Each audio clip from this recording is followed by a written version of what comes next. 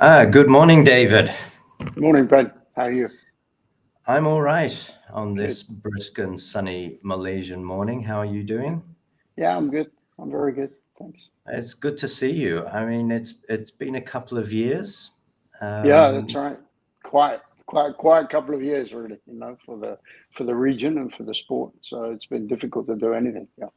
True. And what were you doing over the COVID period? Were you keeping yourself busy? Were you setting things up?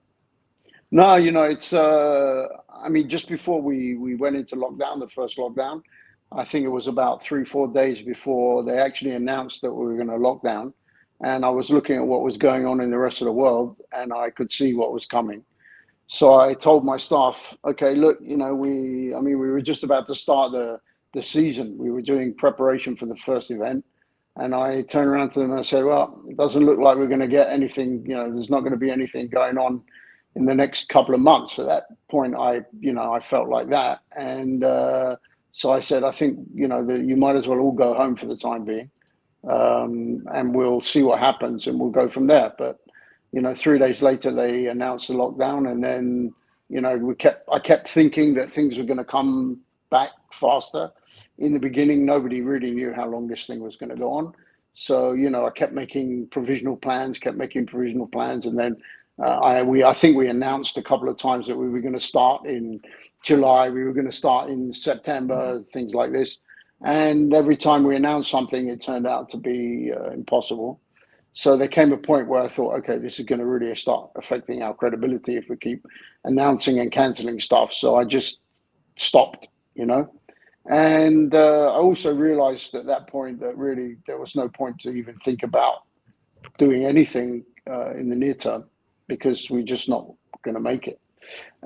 Because, we, especially my company, which we rely on international travel around the region, and so when you block the borders, we're out of business effectively. So, I started to look at what we could do locally in Malaysia, obviously as a fallback. I had a look at the revitalizing the Merdeka race, all sorts of things. But when I went and spoke to the people, the relevant people like the competitors and stuff like this, potential, I saw very quickly that there wasn't really the appetite for it to make it successful. So I just decided at that point, okay, I'm just going to have to sit and wait it out and look to other things because the rest of the rest of the world, luckily for them, hadn't stopped really in a way. Like Europe carried on, everywhere else really carried on at some level. So I've had an involvement, as you know, I'm involved in TCR globally through WSC. So I oversee the UK Championship. I've been doing that for quite a while. So basically, they launched it and it didn't go well in the beginning. So they asked me to get involved after the first year to see what I could do. So I kind of turned it around. And then we made a deal with another promoter. And then I've been basically working on behalf of WSC to oversee how it's going there. And I'm really happy that this year we started, when I got involved, we started off with something like 8, 10 cars, and now we're up to almost 30 cars. So it's really Wow. successful. It's growing. It's building big time, and it's becoming a serious player in the UK. So I think it was good. And so I've been going over. I didn't go over in the beginning because obviously I couldn't. But the promoter and I speak daily. He calls me up middle of the night all the time, and wakes me up and asks me about this, that, the other. And then anyway, we've been working hand in hand to rebuild it, and it's going really well. So I was there for the launch event this year, a few weeks ago, at Alton Park, and now we've got the second round this weekend, and then I'm going over again for the next round. So I'll visit probably 3 times. So I've been doing that. Apart from that, we're working on in the background, as you know, we developed ETCR, the electric touring car, which is really exciting. And I managed to get out actually. It was really hard for as a foreigner in Malaysia to leave the country was fine. To get back in was the problem. So we had the launch Don't of get me started. ETCR yeah, exactly, you know. So we had the launch of ETCR, first ever round in Vallelunga in just outside Rome, last year. And Marcello Lotti, who is my partner in this in WSC and everything, he called me up and said, "Look, you got to be here. It's the launch." And I said, "I can't come. You know, if I come, I can't come back." So I said, "Look, I'll apply and see whether I can get permission, but it's almost certain that I won't." But luckily, I did. And then after that, I found out that I couldn't really get into Italy.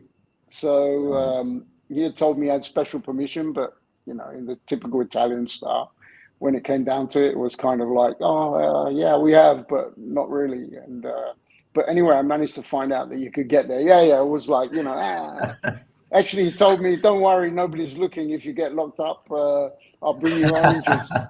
I'll bring you oranges in jail. So so that was quite fun. But no, I managed to find out that if you went on Emirates, they had this thing where, you got to, as long as you were tested, you could arrive and not quarantine. So anyway, last minute, I managed to get there, which I'm really happy about. To be honest with you, I'm not one really for electric. I don't, I don't like Formula E. I mean, I've been open about it with a lot of people. I just don't like it. I went to see it a Why couple of is times. that? I just does nothing for me. I think maybe somewhat to do with the circuits. They're very Mickey Mouse. I think I don't know. I just don't see the cars as exciting. I think the problem you've got is that inevitably, as a single seater, you compare it to Formula One, and it loses out. For me, it just loses out massively in every area against Formula One. Of course, I appreciate the technology, but yeah, I don't know. It hasn't excited me so far. Maybe things will develop and it'll grow on me. But so far, I just can't watch it. Is it from like a presentation aspect, a show? Because some of the racing is close, but like we've discussed previously, I think from memory, you mentioned about the narrowness of the track, and even though Yeah, that makes the racing close, it still makes it kind of ridiculous looking, and the sound. yeah. It's all of those things. It just the sound. I mean, of course, you can adjust to that. I think the sound is not the biggest issue, but of course, it's an issue. But I think it's more just to do with the fact that the cars look slow. I mean, they look slow. I think the fact that they're all spec, doesn't help. Doesn't help me. I can't really put my finger on it. It's just not excited me. And I guess that because I watch so much racing, and it's kind of become, you kind of get jaded, I guess. So the excitement of the racing is one thing, but it's it's just not enough for me. To be honest with you, I'm not really crazy about the new Formula One cars either. I just don't. I don't think the rules of. I think they should have left everything alone. I think just as the racing is getting good every time, they fiddle with the regs, and you were getting more and more teams getting into it. I know that there's always this introduction of regs, dominance of certain teams. Then everybody starts to catch up, and just as everybody's starting to catch up and it's becoming closer, they change the regs again and they reset it all. It's really frustrating for me, when I look at it. That's the first thing. The second thing is that I find these ground effect cars, I don't know, when they overtake each other, you don't see the car moving so much. They don't look alive. They look dead. The cars look dead to me. So, I don't know whether you understand what I mean by that. I just don't see. Normally, I see when I look at a racing car, I see it talking to me. The way it moves, the way it reacts. It's if a car is light and quick and everything, and it moves around, you see a lot. And I think that even with the last generation of Formula One cars, you could see a lot of the car talking to you, when you looked at it And you could visually. see them fighting it, right? Yeah, that's what I mean. You could actually see something going on.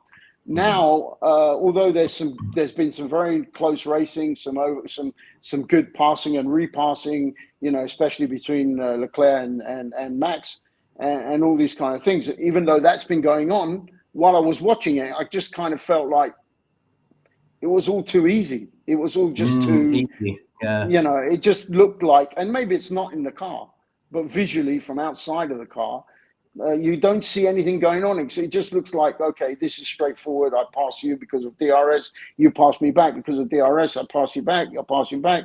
And we all look out for each other in the corners. And, I just, I didn't get excited about about the maneuvers that were going on. So And I don't know, So it's taking just a second to pass. And as you're speaking, I'm remembering the classic clip of I think it was 92, the Nigel Mansell, Ayrton Senna side by side going down. I think it was Hungary, and they're almost touching wheels, and you can see all down the straight they're fighting it. They're making sure they're keeping straight. Exactly, and the you can see the action. cars moving; they're alive. That's what I mean. And I don't know. I mean, it's just me. I have my own. Everybody has their own preferences, own opinions. So I'm not saying I'm not saying I'm right. It's just the way I see it at the moment. Formula One this year has not excited me, even though there's been a lot of good racing. It hasn't excited me at all. So I'm, which is a bit of a shame. And, I think that the fact that of course, I don't think that they should legislate now. They're talking about legislating, of course, the teams that are behind and are pushing for the porpoising thing to be got rid of. Of course, that shouldn't happen, because if you've engineered an advantage, you need to be able to gain that advantage, but, the fact that they have that issue, which was a well-known issue, previously, and they wrote a set of regulations which has that, which is ridiculous. It's really ridiculous. And they didn't allow for that, and you have that going on. I mean, it is going to have long-term effects for the drivers. I wouldn't want to be a Formula One driver now, putting my body through what they're going through right now, because I'm sure that when they're older, these guys, they're all going to suffer very much from back problems and neck problems and everything when they're older, from what they're going through, what they're putting their bodies through at the moment. Of course, they're highly trained and great athletes, so they can overcome it on a day-to-day basis. But, you just had to look at Hamilton getting out of his car the other day to see that, it's taking its toll. And then, even the guys who it's not happening to, I'm sure that, there's stuff going on there with their bodies. So, even for my, limited racing career, I have compression of the spine, a little bit from the seat belts and all that stuff. So it is something. It doesn't affect me, but when I have when I had an examination, they say, "Oh, your spine's compressed, in this area." So, so that comes from hitting curbs and being, actually, it's when they pull the seat belts down on you, so it compresses you down. So there's effects, and I'm sure that probably if you've got great trainers and everything like they do in Formula One, they can overcome a lot of that. They probably stretch you out and they probably do a lot of stuff. So physiotherapy, but at the lower levels, you don't have that kind of stuff. But what I'm saying is that when you have this kind of thing going on, then I think there's probably an effect from it. So, I was out with a mate last night, and he brought up the fact of Christian Horner's latest comments about Mercedes kind of playing up. We all saw Lewis Hamilton struggling to get out of the car, but what are your thoughts on Horner kind of thinking, or maybe he's just stirring the pot that this is a strategy move from it's Mercedes? all a game. It's all a game with him. I'm sure there's all that stuff that goes on.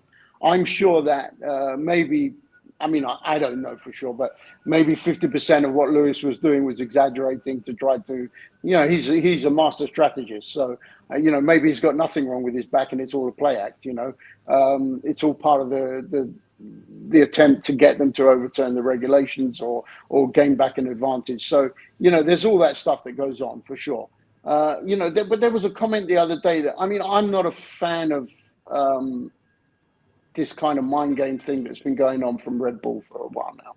You can see immediately now they're starting to make. You can see that Helmut Marko is making comments about Ferrari all the time now.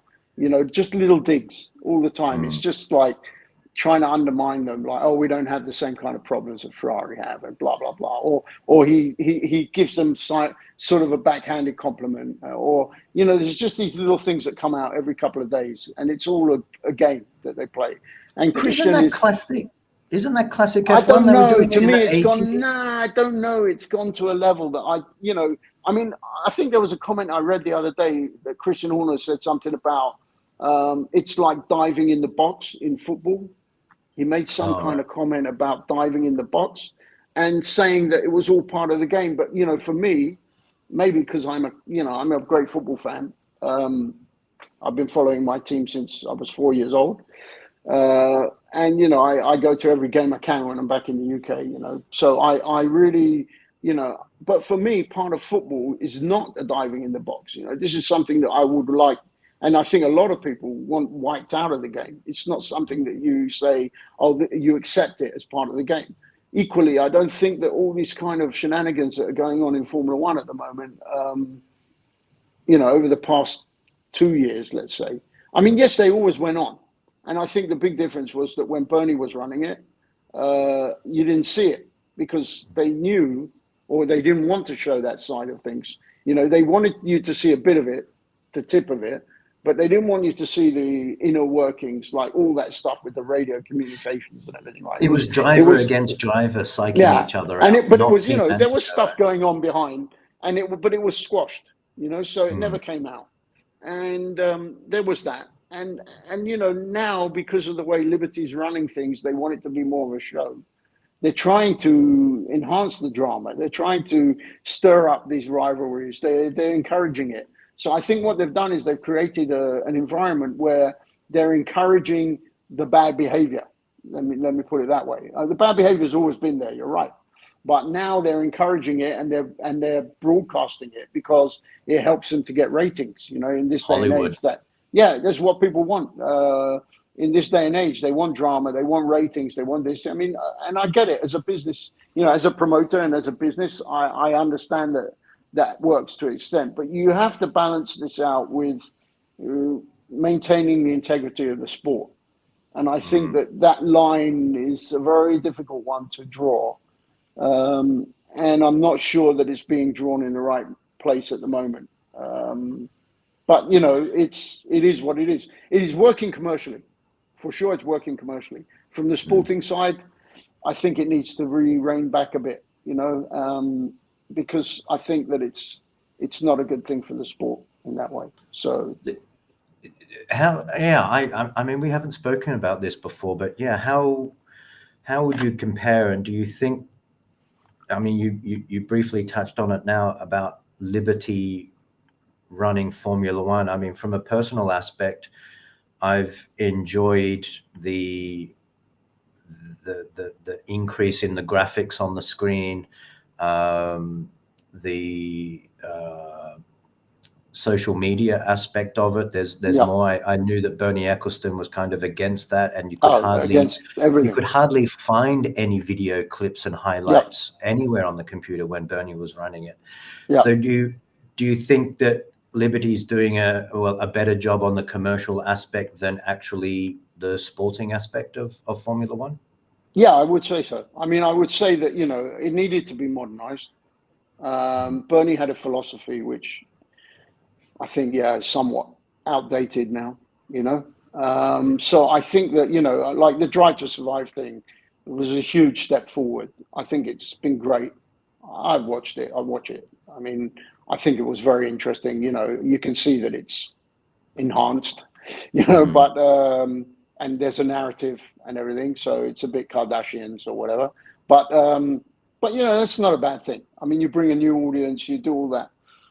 So from that side of things, I think it's very good. I think it's great that like the other day, I missed qualifying, and I wanted to catch up on it, and easily you can just go online and see the highlights, whereas you could never have done that before, impossible. So you would have had to really, dig around, or you would have had to wait for the next day for the pre-show to see the qualifying clips or whatever. Now you can just go online, see it straight away, and see what happens. So from that point of view, it's great. It's great for audience participation. It's great for the younger generation who want things in smaller bites, You know, they don't want to sit and watch things like us No. older guys do. You know, where you're in for the 2 hours or the hour and a half of it. They haven't got the patience for that. So I think that it's great from that point of view, and I think that they're doing, from a commercial point of view, they're doing a lot of good stuff. But I think the stuff that I can't get my head around is like the false, like Miami's false marina. You know, for me, that's like, it's too contrived. You know, Formula One has to be above that for me. You know, it has to. You either have a proper marina with proper yachts like Monaco, or you don't. You know, Miami has to be. Miami has to have its own character, and it has to be real character, not some And Miami's on the beach. stickers. It's like, Yeah, you use know, the natural beach. yeah, or whatever. But or if it's not there, it's not there. But you've got to create. You know, it's got to be real. It can't be this fictitious stuff, because you know, I think that people see through it, and I think it's not sustainable. That part is not sustainable from that point of view. You know, it's kind of, you know, you have to have venues, and they have to develop their own character, and they have to have real character and real, you know, it has to be real. For me, it has to be real. But you know, I don't know. I mean, you know, I'm a certain age group, so maybe the way I see things is not necessarily the way young guys see things, or young people see things, I should say. So you know, I don't know. I mean, it's just my point of view, and you know, I'm a bit of a purist as well. So you know, even the way things are running. But from the, you know, getting back to your question, from the sporting side of stuff, I think that there's a lot of, they need to do a lot of work. They need to do a lot of work, but unfortunately, globally, there is not the people with the expertise. You know, there's just not the people with the expertise in the depth that's needed. And I think that it's been covered up for a long time, in the sense that you had some very capable people who had been there forever, who had been doing the job and kind of taken for granted. And unfortunately, globally, there's a shortage of people going into those jobs, which you are very keenly aware of if you're working outside of Formula One and outside of this kind of things. You know, for us to find new people or competent people in areas of the sporting side of the business, you know, it's not easy. But is that because the comments that you just made brings me back to the situation of Asian motorsport, where I've spoken to a lot of the local race promoters and people involved in Malaysian motorsport and Asia as a region. And one of the bones of contention here is that the industry is still run by the old school guys, and the presidents of the associations and the ASNs are old school guys, as I said, who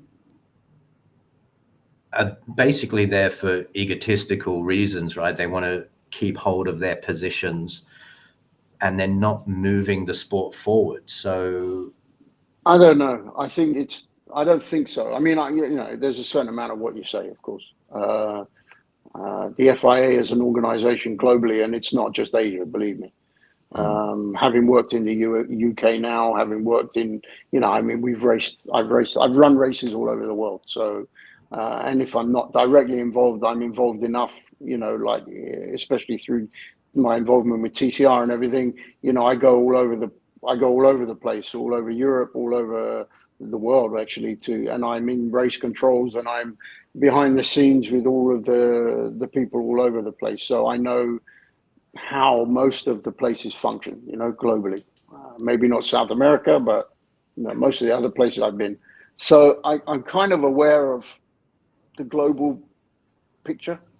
yeah. I don't think that it's that. I think that, yes, there is that, but in every area you need, those guys are fine, you know, in a sense, they're fine.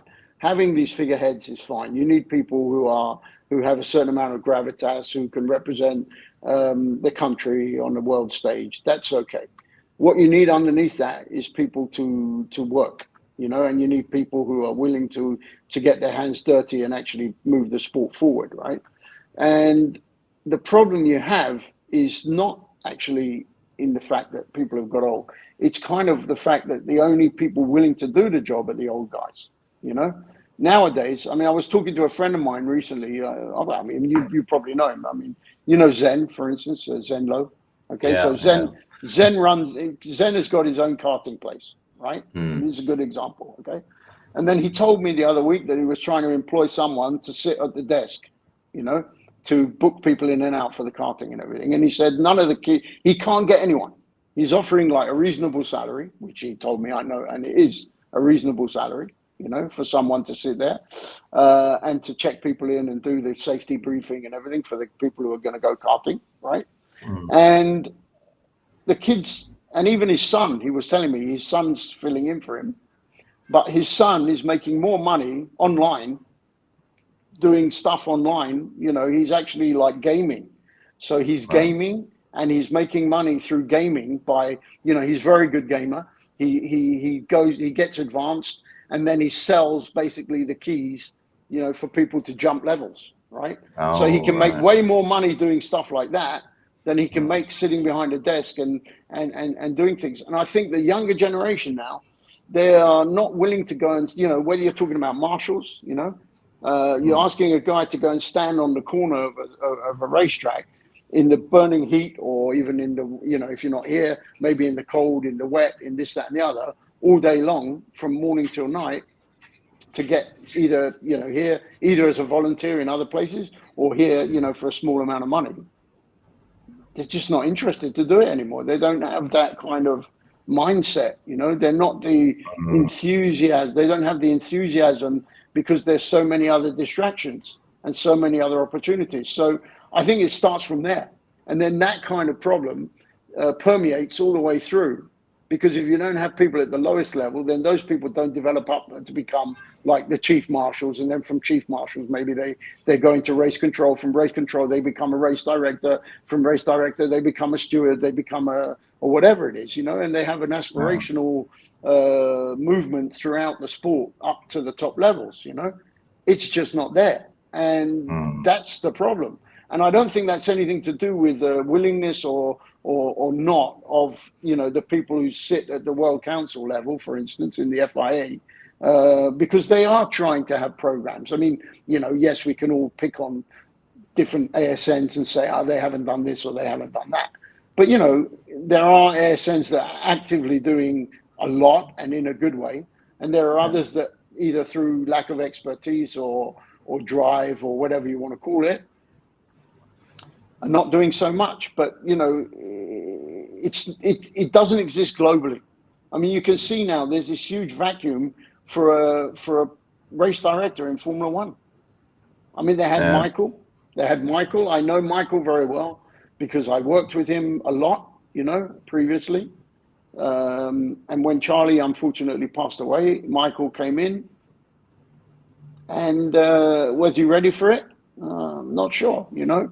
And so, you know, there was that. And then now they have Eduardo and they have, I know Eduardo very well, but I don't know the Mm. other guy, Wittich.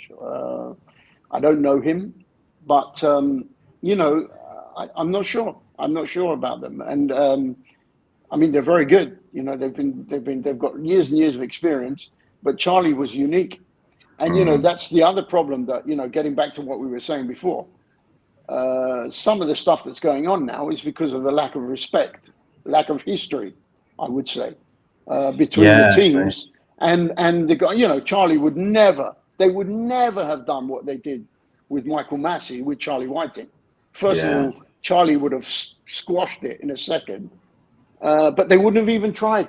They just wouldn't have tried, you know. And I'm very familiar with the dynamic, but you know, having been on that side of the fence, or well, both sides of the fence actually, I'm very familiar with the dynamic between the teams and the organisation. You know, with between the sporting side and the team side, about Yeah. how they push and how you push back. And a lot of it is to do with the fact that, you know, they feel you out. You know, they try to see where, you know, this is all about looking for weaknesses, right? So and then exploiting weaknesses for an advantage. That's the whole, you know, that's the whole game of motorsport.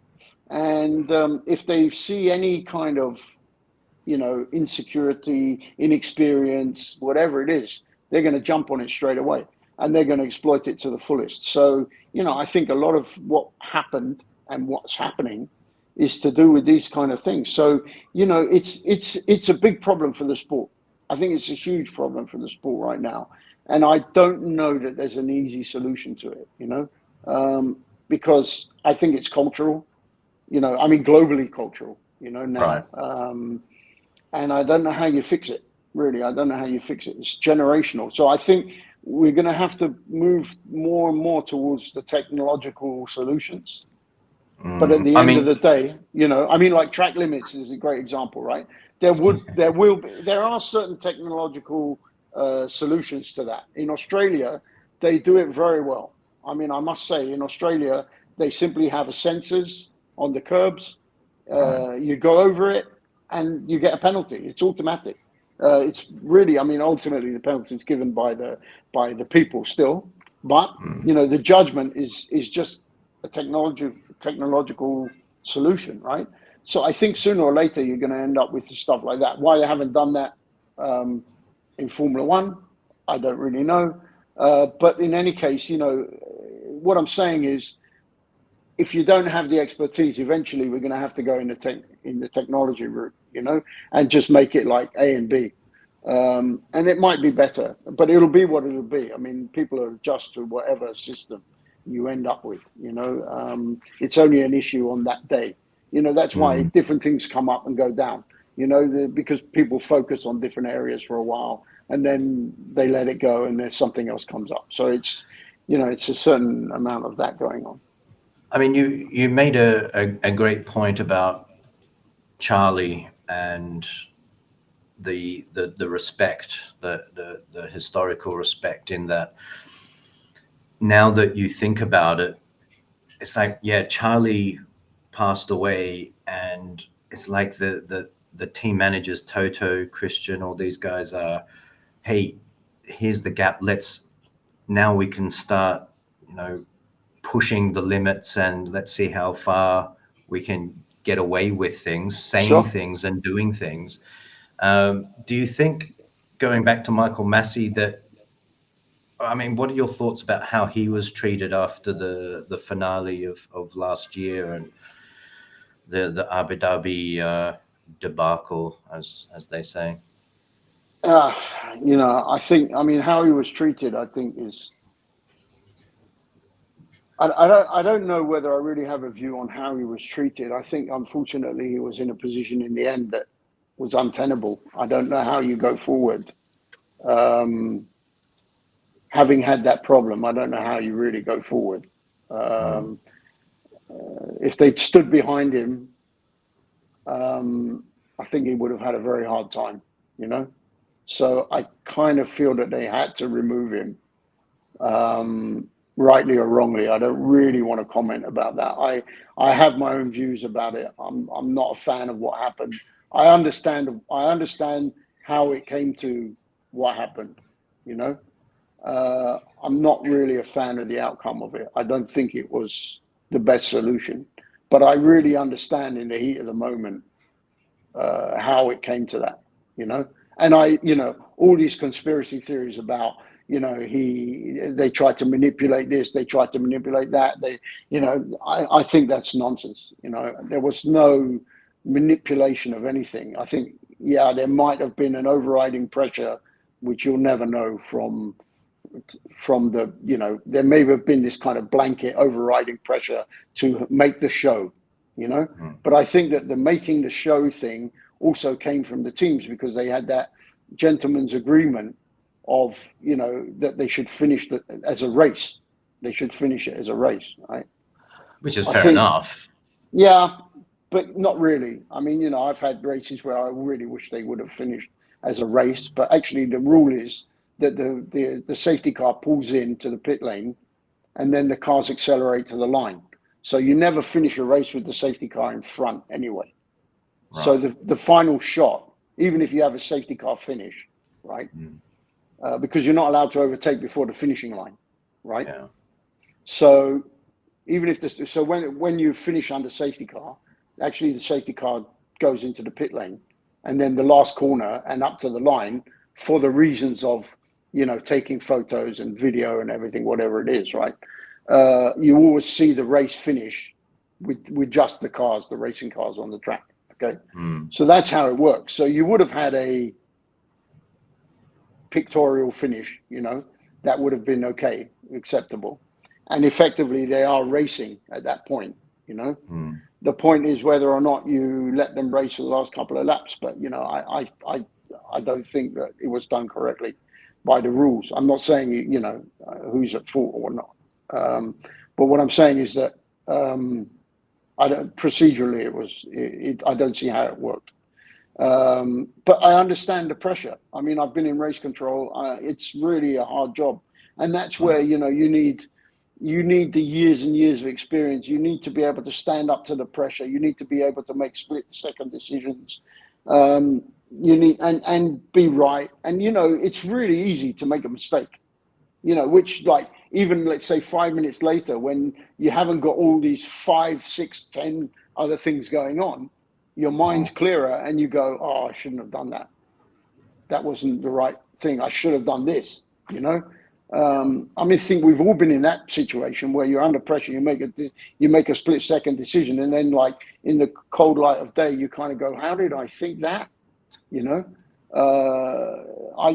was obvious that I should have done this instead, but unfortunately in that moment, that's why I don't think you can be too hard on the decisions that were made, because I've sat in that seat.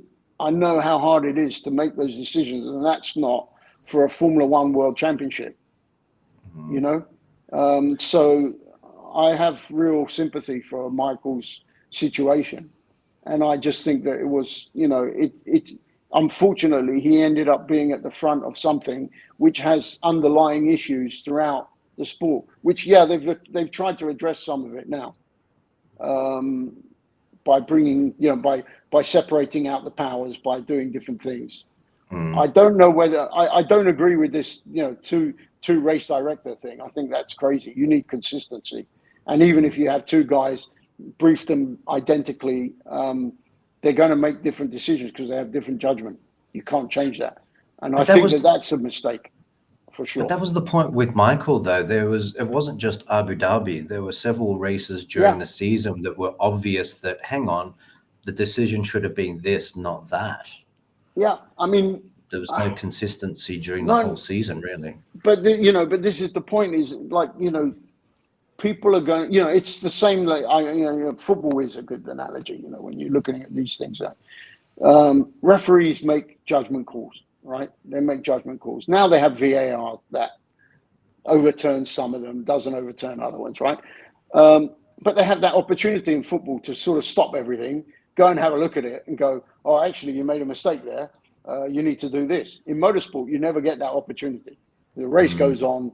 You don't get to stop everyone and go, "Hold on a minute, let's sort this out. Maybe it was a mistake. That call was a mistake. So let's go and have a look at it and see whether it was right or wrong." And, "Oh, no, you made a mistake there. So, okay, we're going to do something different." Yeah. You don't get that opportunity in motorsport. You live and stand on, you live and die on your decision in that split second, with all that pressure, with that split second view, with all those different things. And, sometimes your view in race control, I mean, it's not as good as people think it is.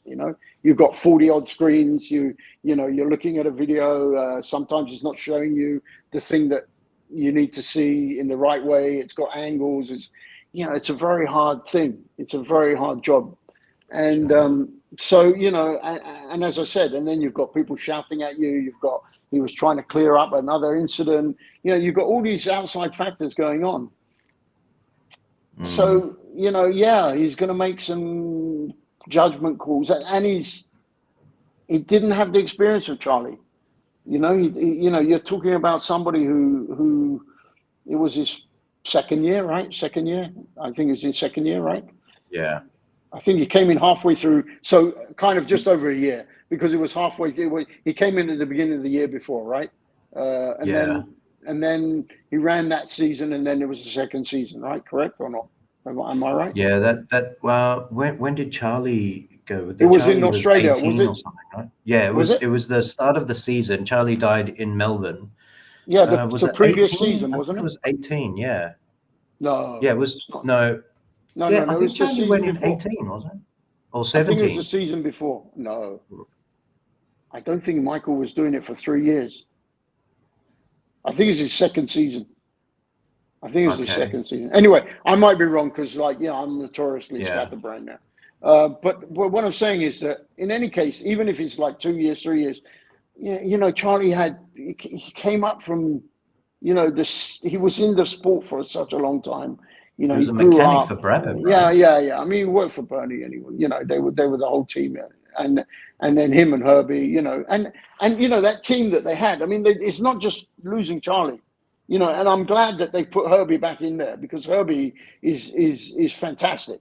I've sat alongside Herbie so many times, and I'm sure right now his experience is invaluable. He is really good at what he does.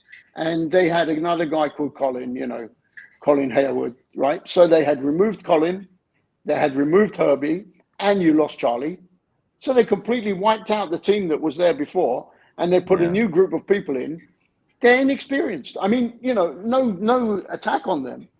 Just simply, they didn't have the years and years and years of experience that the other people had. So when you're trying to make those kind of split-second decisions, if you've got 20 years of having made those kind of split-second decisions behind you, you've normally encountered something very similar previously. So it makes it a lot easier for you to make a decision at that moment. If you've only encountered it once or never before, and you have to Yeah. suddenly make it up on that moment, you might get it right, you might get it wrong. So I think that in some ways, you would want Michael to continue Yeah. to build experience, but the problem is that when he continues, mistakes will come up. But I'm telling you now, there's going to be mistakes from anybody that goes in there because you're dropping them into something that yes, like Eduardo has done years and years of sports car racing at the very high, and he's the best guy in the business, for that. I mean, he's been doing Le Mans and whatever. He's been working for ACO for years, doing World Endurance Championship and everything. But that's its own animal. It has its Yeah. own issues. Formula One is different. He has to, even no matter how good he is, he's going to have to learn how to operate in the Formula One environment, Yeah. and he's going to have It's the respect. it's kind of but that's the kind of mentality of America these days. Is there's no 3 strikes, you're out anymore. It's No. hey, you've made a slight slip up, bang, you're out because we've got to please everyone. Yeah, and that's great if you've got like 1,000 people lining up behind who are equally competent or even maybe better, or or at least equal to move into the job. When you've got nobody behind, it's not a great Yeah. strategy. So look, I mean, I'm just a fan. When it comes to Formula One and everything, I'm just a couch like anybody else. I'm just somebody that sits on the couch, looks at it from the outside. Yeah, I've spent my time, having run support races at a lot of Formula One Grand Prix and sat in race control and actually operated the race control. I have a slightly better view, and having worked with a lot of the people that we're talking about, I have a slightly better view of things, but I'm still inexperienced in terms of, really knowing the full ins and outs of what happens in a Formula One environment. So I try to read between the lines a bit, and with my knowledge to give a read, but I could be completely wrong. I could be 100% wrong. Do you think that I mean, touching on this and going back to Abu Dhabi a bit, there was a thought through my head and a lot of other fans that maybe Bernie was sitting in his home in Brazil and making a quick call to Liberty saying, hey, let's put on a little bit of a show here. Yeah. Do you think, even though Bernie hasn't been directly involved in the sport for the last few years, that he's still lingering in the background and has some kind of influence of what's going on? I think he has zero influence on Liberty. I don't, from what I can see, I don't think they're on very good terms. You know, All I right. don't think. I have Yeah. no idea about that. It's just my gut feeling. Okay, I don't believe that he agrees with what they're doing at all, from what I can see. Um, I I don't believe that they would listen to him, even if he called them up and said anything about that. Also, I don't think that Bernie would do that, frankly. You know, I think Bernie influences things still, for sure, but in a very indirect manner. You know, you can see him pop up here and there. But I think that he's busy with other stuff now, and I'm not sure that he really is bothering that much anymore. You know, but he does. If Bernie would have an influence, it would be more on the sort of like calling, I would imagine, right? This is purely speculation, right? Yeah. But I would imagine it would be more the fact of him calling up somebody and having a chat with them. Like, for instance, he might call Vettel. You know, he's quite close to Sebastian Vettel, for instance. He might call him up and give his view to him about what he should do about a certain issue. And I think people call Bernie. I Yeah. mean, it's not necessarily Bernie calling them. I think it's probably the other way around, more likely that they're calling Bernie and saying, hey, what do you think I should do about this? What do you think I should do about that? So I think that there's that. But I think that Formula One has moved very much in its own direction now without Bernie. I think they wanted to get rid of him, and I think that they wanted to move away from everything that he represented and did previously. And actually, you can feel it when you're in the paddock. You know, it's a very different environment now. It's a very different environment. I'm not a fan of it. I'm not a great fan of the changes, all of the changes. Some of them are good. Some of them, I think, you know, like I said, all these things are a difficult balance. You know, Bernie ran Formula One as a club that you couldn't get into, Yeah. right? Yeah. So, you know, Piranha Club. well, not just that, it was a club you couldn't get into in the sense that, you know, I don't know whether you've experienced it, but, you know, especially it used to work in London a lot in the old days, right?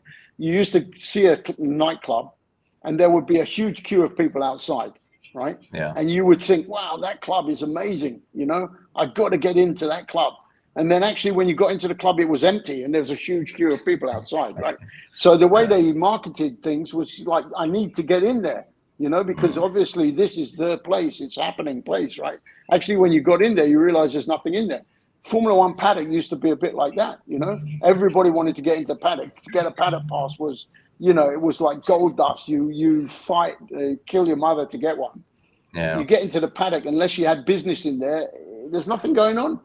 Yeah, absolutely nothing going on. The most boring place in the world. You can't see anything. You know, you might not even see a driver. You might see them walk from the garage to the hut across the paddock. You know, Yeah. briefly, and that's it. You know, generally you didn't. You know, it's a pretty boring place. But there was this whole veil of secrecy around it. You know, it seems Liberty have removed that a lot. That's why there's a lot more access now. You know, which is a good thing. People, you know, it's not a bad thing, but it's a completely different style. You know, it's a very different style. So, you know, and what you do in some ways is you popularize it, but you devalue it. Right. So Yeah. then you have to figure out where that balance is right. So too much popularity with little value is no good. Too much exclusivity without popularity is no good either. So you've got to reach a sweet spot.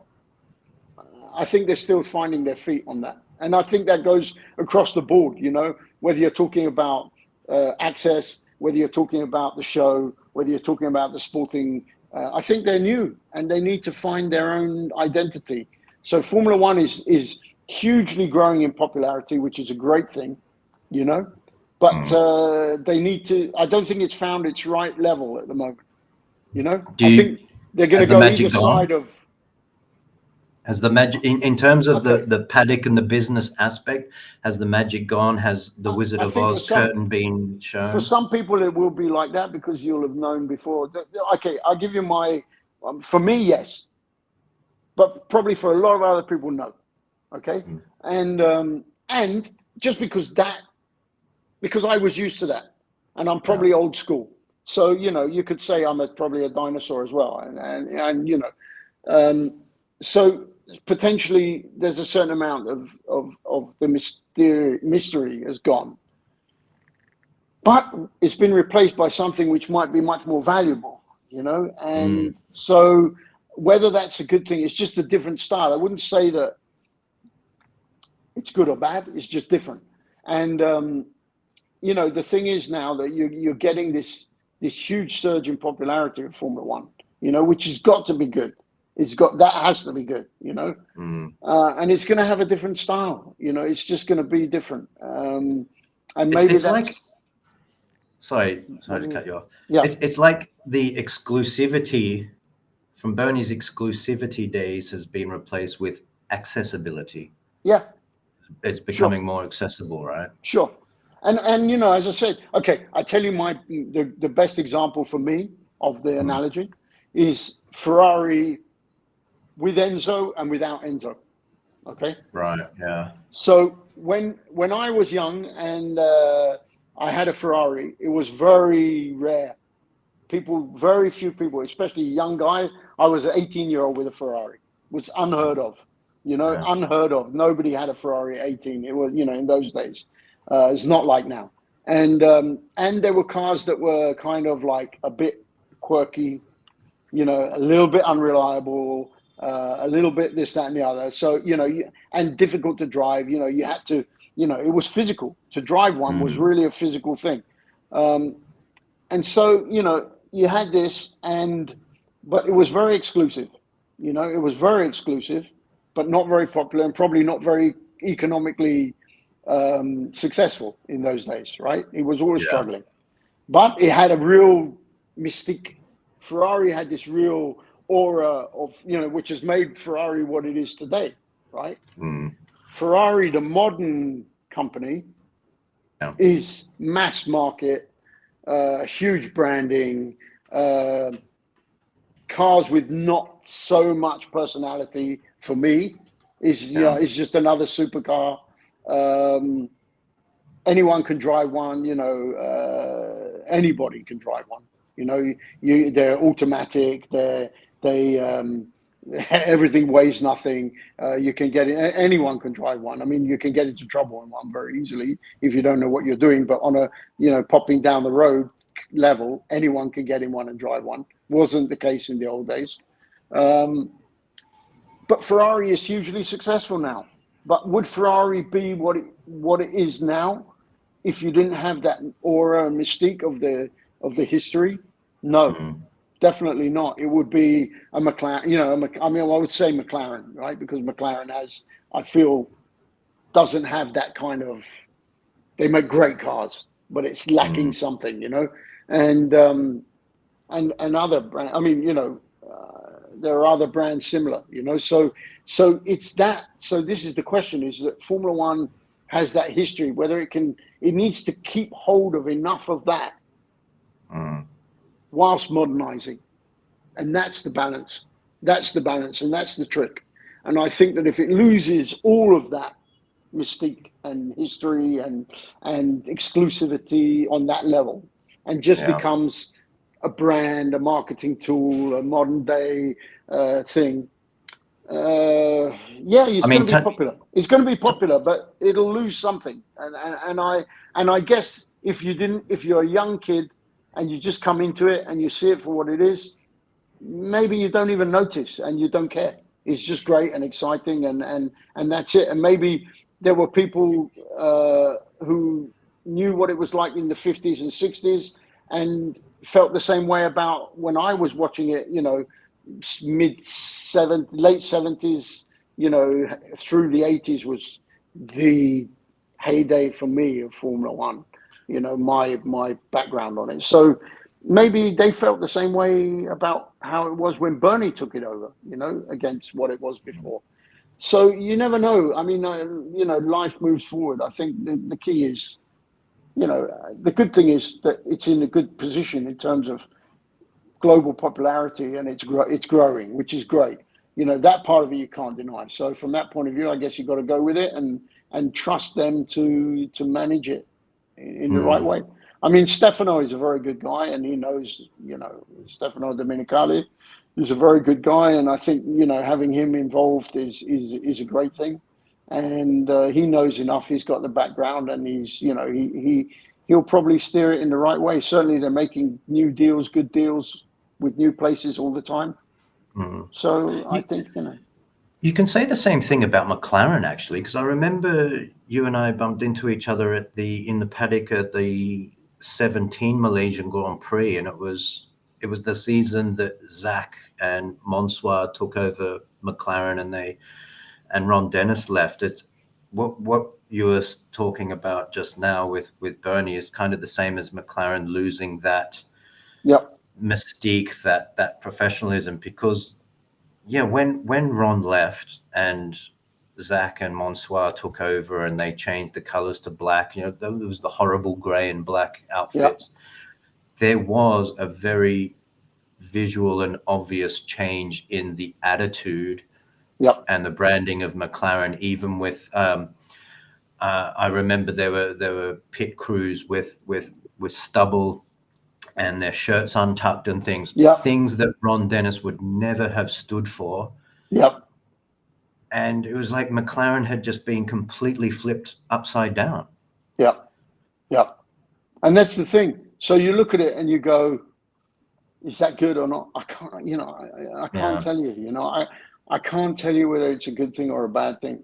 It's just, it's a change. I guess, with every character that, I think, all of those things, the one thing they have in common is that you have effectively a very powerful guy who is bigger than, I guess in some ways they're bigger than the brand. They are the brand. Enzo was the brand. Bernie was Formula One, pretty much. Formula One wasn't the brand. Bernie was the brand. Formula One was the product. Ron Dennis, in the same way with McLaren, you were buying into Ron Dennis, not really into McLaren as such. So I guess when you lose that figurehead, you lose the personality. And then there's another personality that comes in. So if you don't have, and the way of the world now is brand more than person, right? So nowadays, okay, I mean, although I say that, you've got Elon Musk and people, I guess Elon Musk is bigger than Tesla in a sense now as a brand. But you get my point. You get my point. It's a lot of it is wrapped up in that. So when you lose that figurehead, you're going to change. Things are going to change. Sure. So, I mean, sorry. Yeah. No, I'm just I mean, going back to Bernie. I mean, you've dealt with Bernie a lot. I mean, you are the most prominent race promoter in Asia. I've called you before during my Autosport days, the Bernie Ecclestone of Asia Motorsport. Because you've had to negotiate with him to get your series as a support race at Formula One Grand Prix. Can you touch a bit on Bernie and how we know the legacy that he's left? I mean, he made Formula One into a multi-billion-dollar global phenomenon. But how was he behind the scenes? The public see him as, the I don't want to say dictator, but I will, and the controller, and like you said, the brand, the Formula One. But behind the scenes, I've heard stories that he was a very gentle, caring person and things. But when it came to business, and like I said, you've had to deal with Bernie Ecclestone in business before. Was he an inspiration, and was he kind of a mentor to you in some way when you were becoming a big race promoter yourself? Well, first of all, I have to say that I'm a huge fan of Bernie.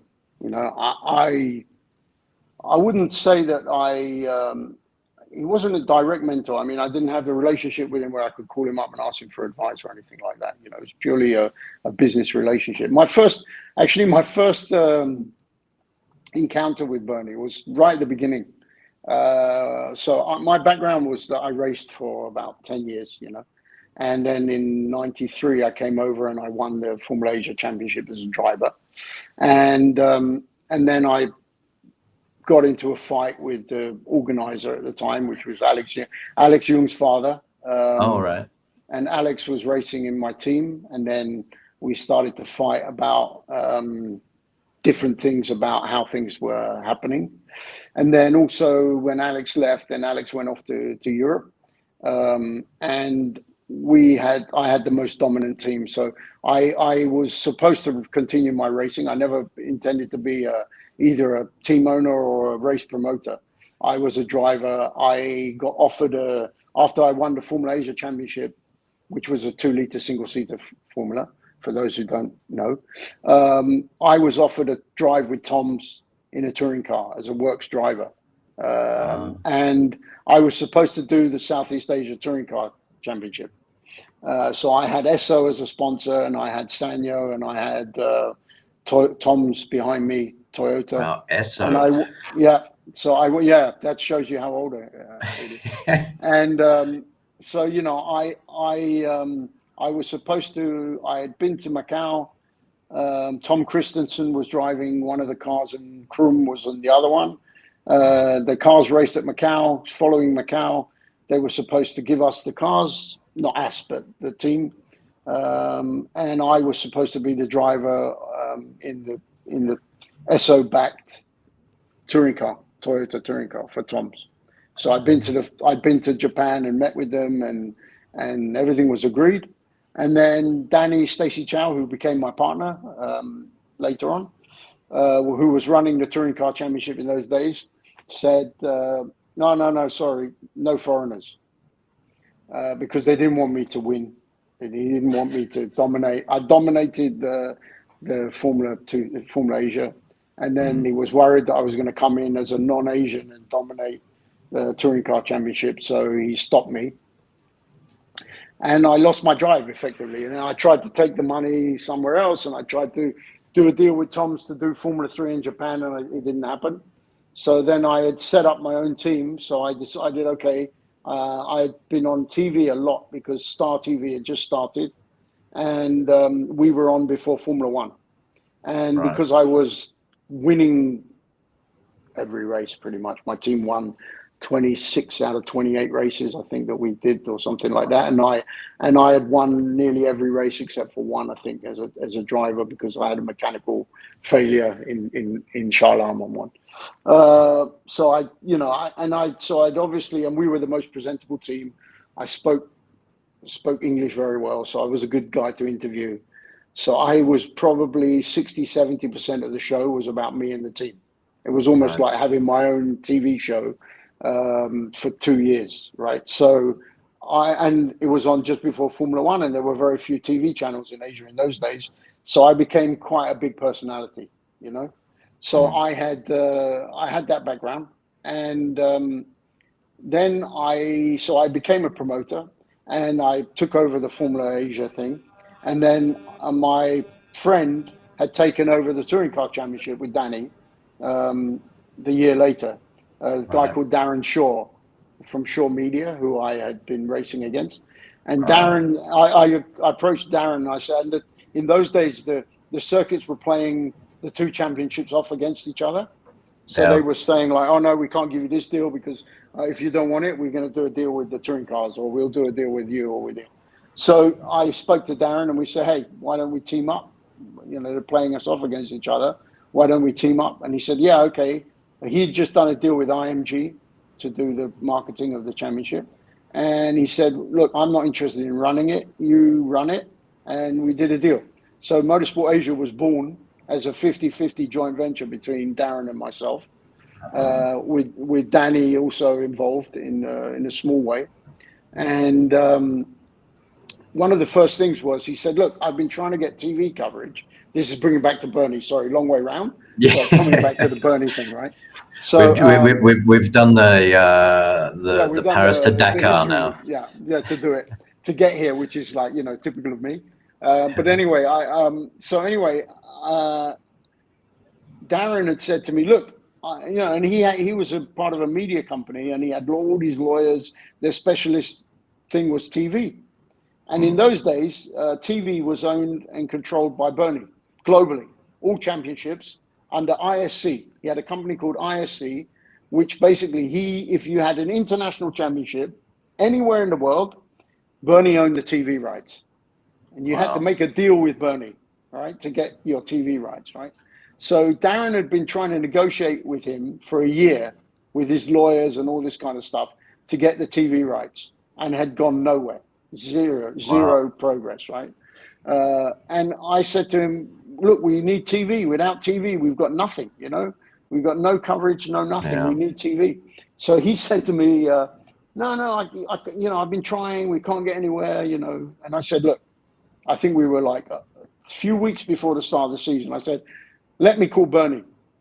So he said, no, you'll never be able to get anywhere with him. And I said, look, let me call him. For what it's worth, let me call him. So he said, okay, call him, right? So I never, you know, I really knew nothing. I mean, my ignorance was a blessing. You know, I really knew nothing in those days. So I looked up his number and I called him up and I said, Mr. Ecclestone, my name's David Sonenscher. I'm running this championship in Asia. I've got no money. I've got no sponsors. I've got nothing. I need TV. I can't do anything without the TV. And, you know, and you own the rights. And without TV, I'm nowhere. I can't even start my business. And he said to me, all right, let me sign the contracts and you can do whatever you want. And I said, okay, fine. And I hung up the phone. And literally the conversation was that long. And Darren had been with lawyers negotiating and all this kind of stuff to try to get the rights for a year, over a year.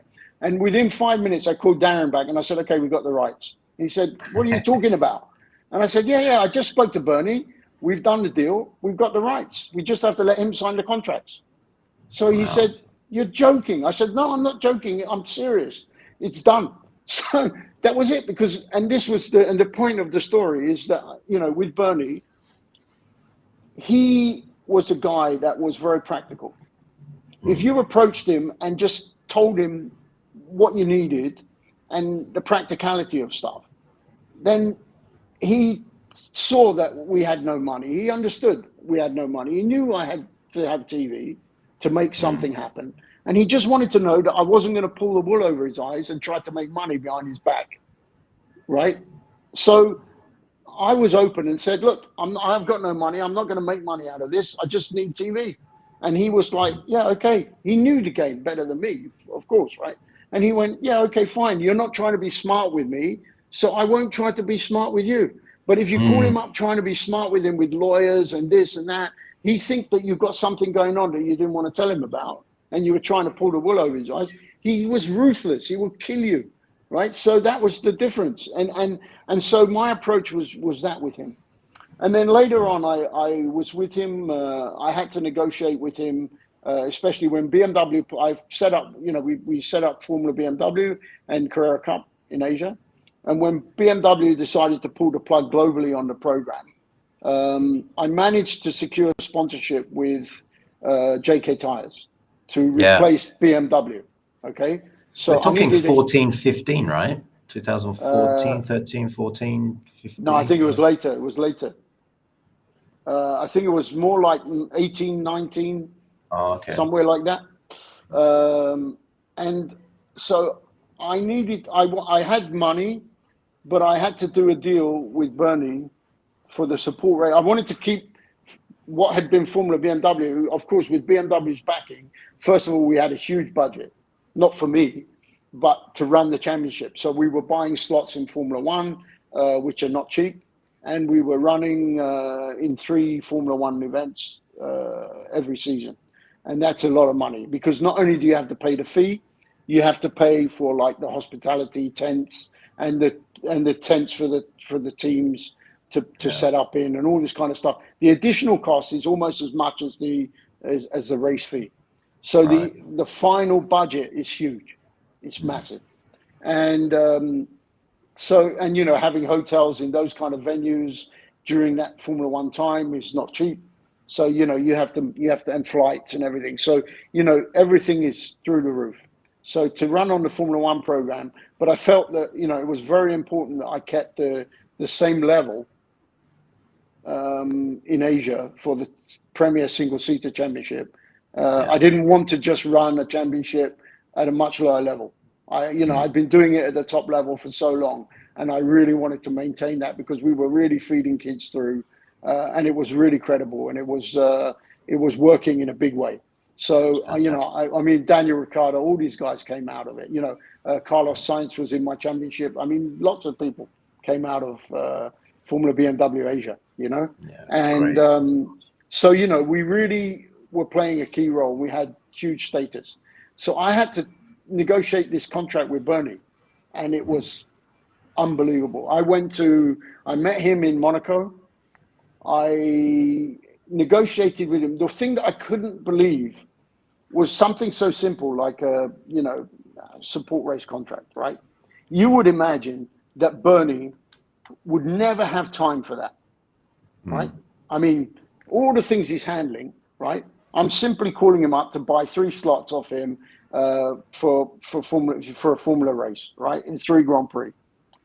In the scheme of things, for me, I feel like for him, this must be nothing, right? Yeah. I spent 4 months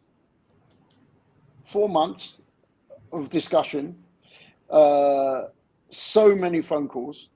Every time, I've never had it. I've done business with all sorts of people all over the world, right, in motorsport. And before I got on the phone with Bernie, I had to really sit down and think through, I'm going to say this, then he's going to say that. If I respond in this way, he's going to shut me off, and that will be the end of the conversation forever. So I had to be really careful, because he was the kind of guy that if you gave him like an ultimatum type thing, like, this is all I've got, or I can't run. If you ever said that to him, like, I've only got like X amount and take it or leave it. He's like, okay, fine, I'll leave it. And you will never get him on the phone again. You will not get through to him again to renegotiate. So you had to make sure that everything you did, you didn't give the opportunity for him to close you down.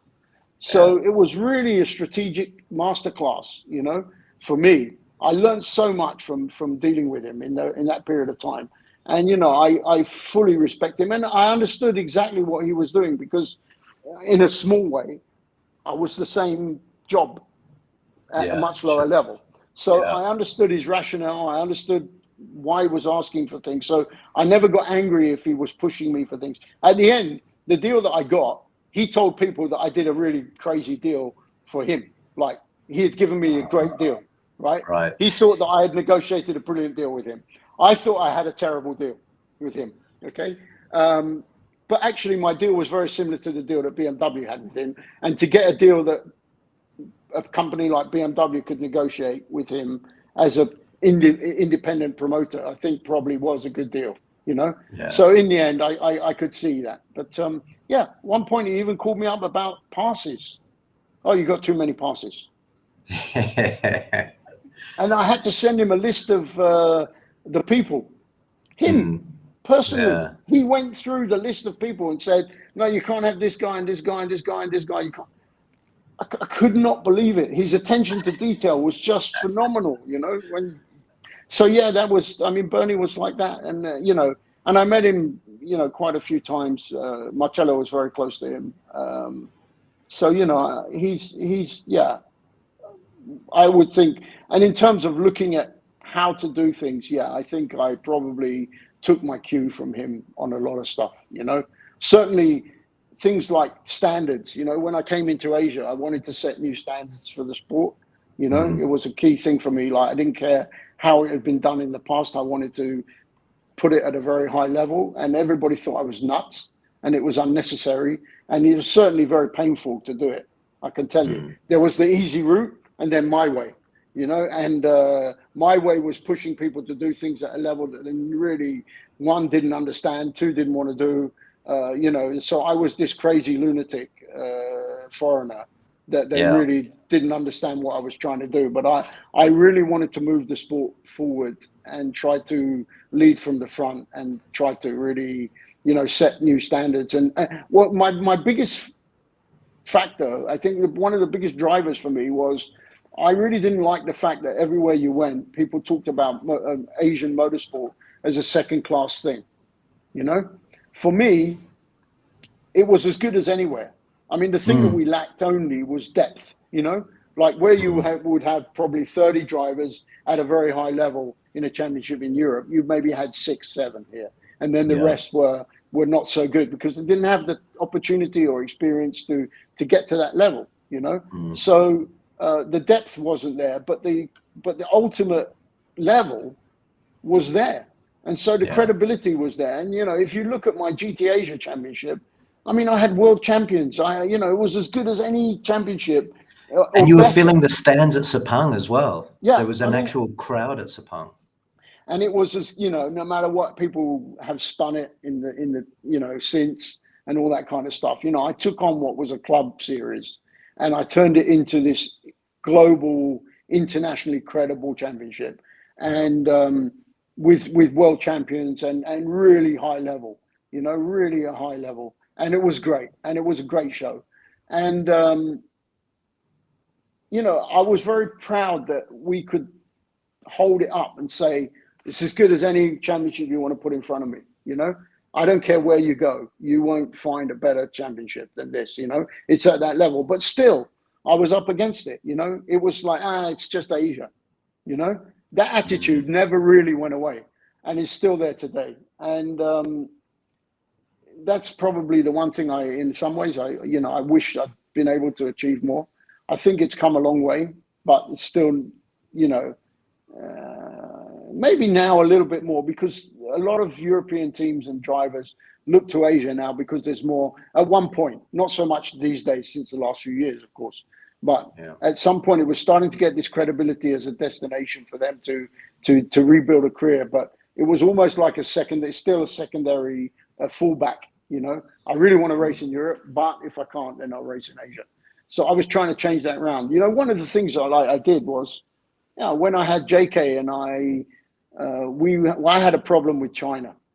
At one point, I was critical of China, and the federation. I wasn't their favorite guy for a few years, and they didn't want me there. So I didn't have enough tracks to go to, and so I decided that it was the same amount of money to take the championship to Europe as it was to go to China. So I picked three. My sponsor didn't care where we went. And I said, okay, fine. In this case, why not take an Asian championship to Europe? Everyone was like, you're nuts. And I said, well, European championships come to Asia. Why shouldn't I take an Asian championship to Europe? Yeah. When the European guys come to Asia, to go to Macau or this, that, and the other, everybody thinks it's normal.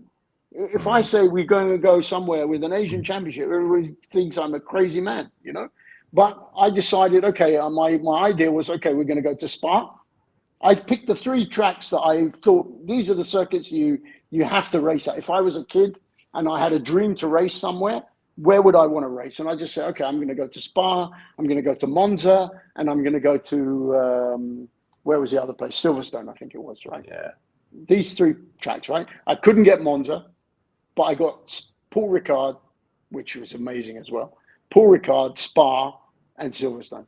Okay. Right. And we took the championship and we raced there, and it was amazing, and it really broke, it broke through some barriers again, So I managed to showcase Asian motorsport in the home of motor racing, So it, I always sort of tried to just think global. I never really thought Asian motorsport. I just thought we're doing motorsport, and I'm just in the region, So that's how I approach it. That was the same. I mean, that time was the time that I was bringing Autosport magazine to Asia. The same time as your Formula BMW going to Europe, and you hit the nail on the head about thinking global. And I had this conversation earlier this week with someone in motorsport about sponsorship, and I was explaining that Asian Motorsport Development, the motorsport marketing business I had, whilst everyone else here was focusing on getting sponsorship from local companies, I was going global as well. I was getting sponsorship from the UK and America, but positioning ourselves as the bridge for foreign brands to access the Asian market. And at the end of 2018, I was a guest speaker at the PRI trade show, the biggest motorsport trade show in America. And one of my main goals was to educate and introduce Asian motorsport to American brands and bring them over. And what I found was that 95% of the American motorsport people didn't know that there was an Asian motorsport industry to begin with. Yeah, Half of them didn't even know what Asia was to begin sure. with. And they would say, "What? Asia, motorsport in Asia? What? Is a go-karting thing?" I was like, "No, we've got over 20 race series ranging from go-karts to GT and single-seaters." And we were onto something. And during 2019, the relationship was building up, and we were expecting this crescendo of American participants to come over and access and participate in Asian motorsport. Right. And then, of course, March 2020 and lockdown happened, and COVID just completely shut down the Asian motorsport industry. Yeah. I mean, you've done a fantastic job in promoting Asia as the Asian motorsport industry as an important industry, and it was only really third to Europe and America. Really, it was strong. But do you think if we move on to Asia motorsport, I felt from 17, 18, 19, it was hitting a plateau to some respect. But what are your thoughts on let's talk about pre-COVID to begin with. Because you were starting to you were getting involved with TCR, and you were doing more work in Europe. Did you personally feel that you had done all you could? You'd stretched your limits to with Asian motorsport, and could you see further growth, or like me, was it kind of plateauing out just before COVID? Yeah. Okay. So for me, I think one of the biggest problems. So I was the first one to bring in manufacturers, right?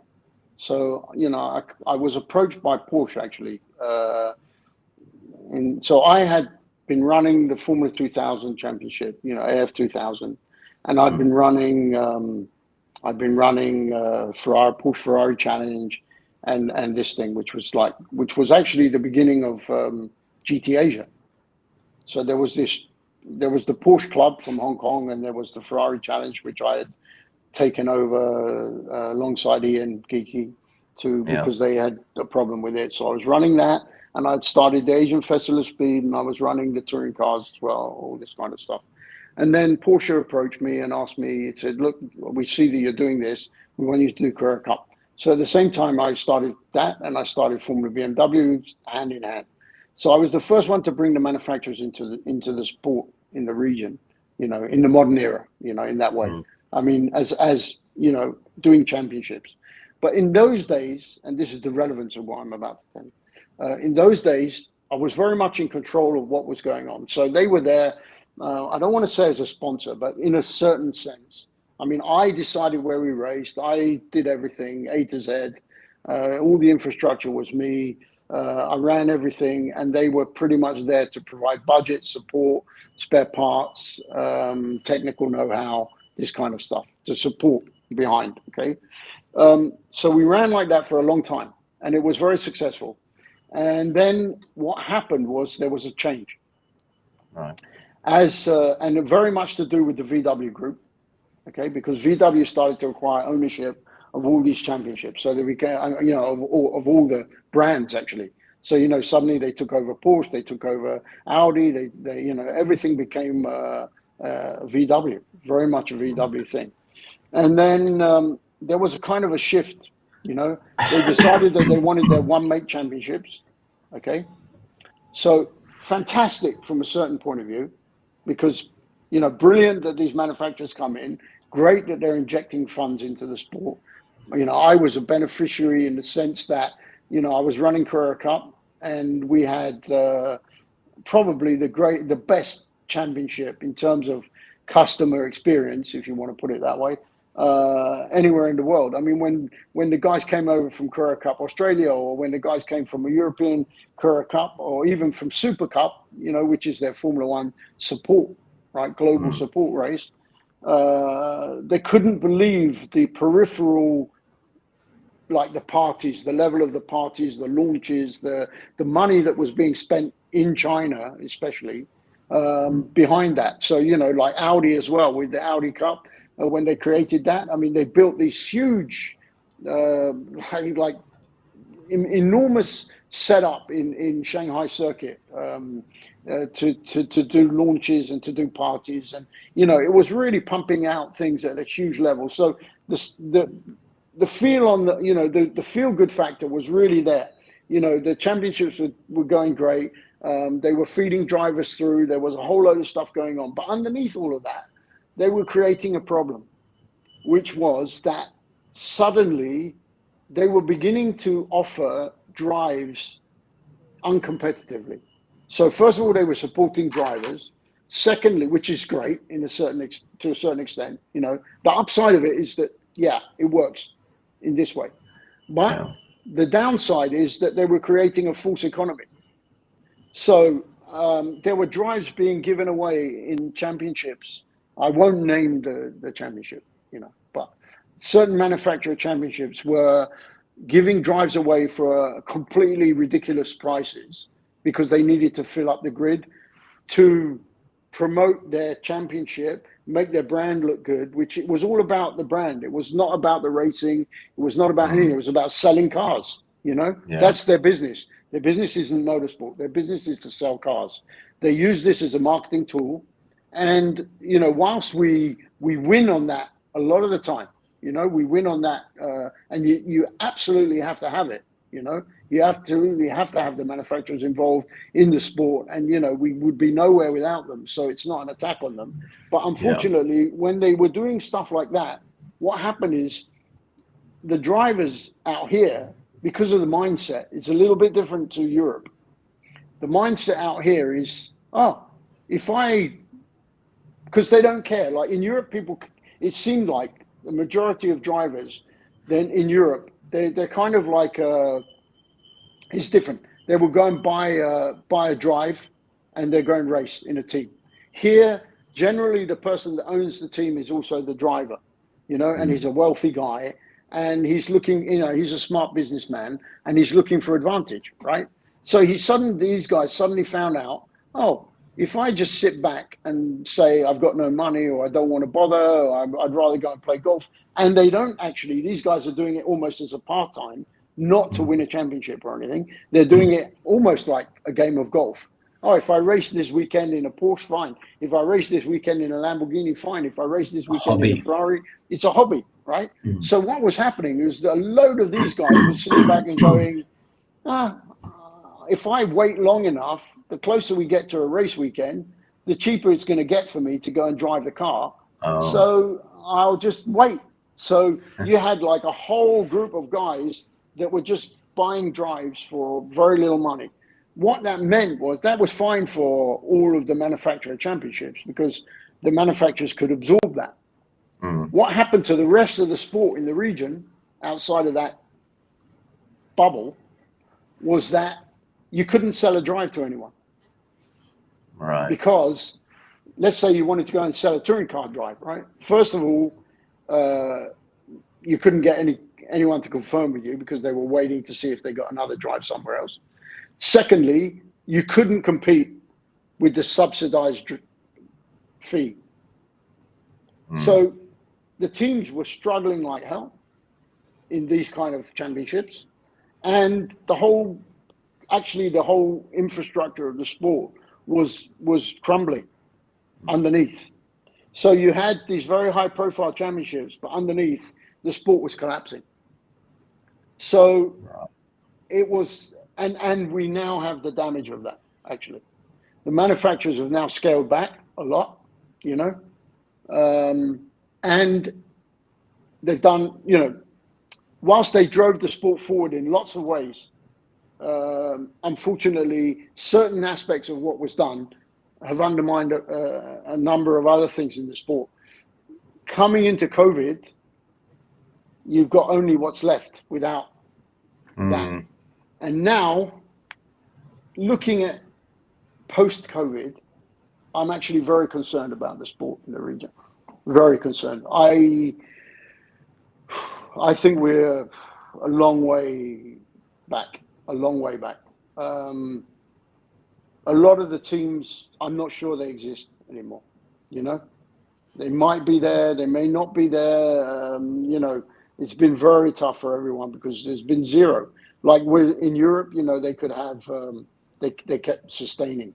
But a lot of the people in the sport here have had to just go off and do something else or not be there. Yeah. So whether or not, and that also goes for the team, the drivers and stuff, you know, they may have refocused themselves into other areas. You know, they may have decided, okay, I don't want to bother. You know, I haven't raced for a few years now. I'm not really, you know, there's going to be one of two things. Either it's going to be this latent demand and there's going to be a surge, or they're just going to go, oh, actually, I've been playing golf now, or I've taken up something else, or I've been saving that money. I didn't realize how much I was spending on this pastime, and now I don't really need it. So it's been good without it. So I'll just carry on. I've got a lot more money to spend on holidays with my family now, and I'm enjoying it. And I bought some new cars, and I'm whatever, you know.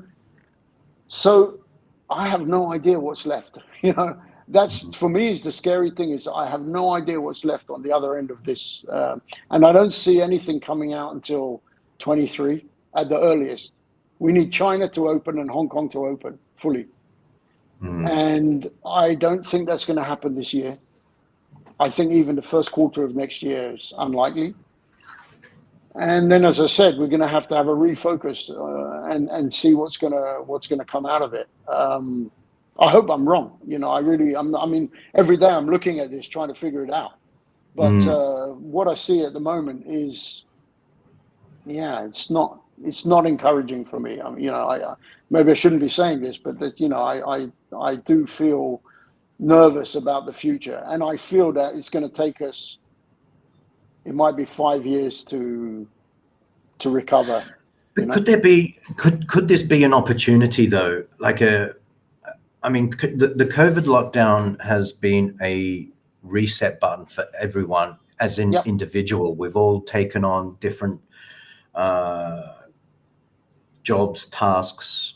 We've explored ourselves, discovered different things, but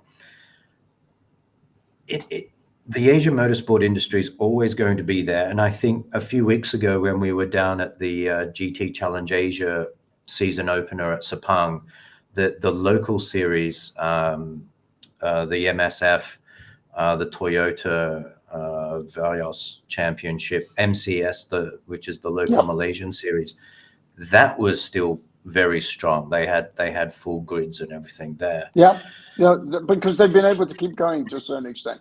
So those guys have been able to keep going. The problem has not been those guys. You know, like nationally, all over nationally, people have kind of done just enough to survive.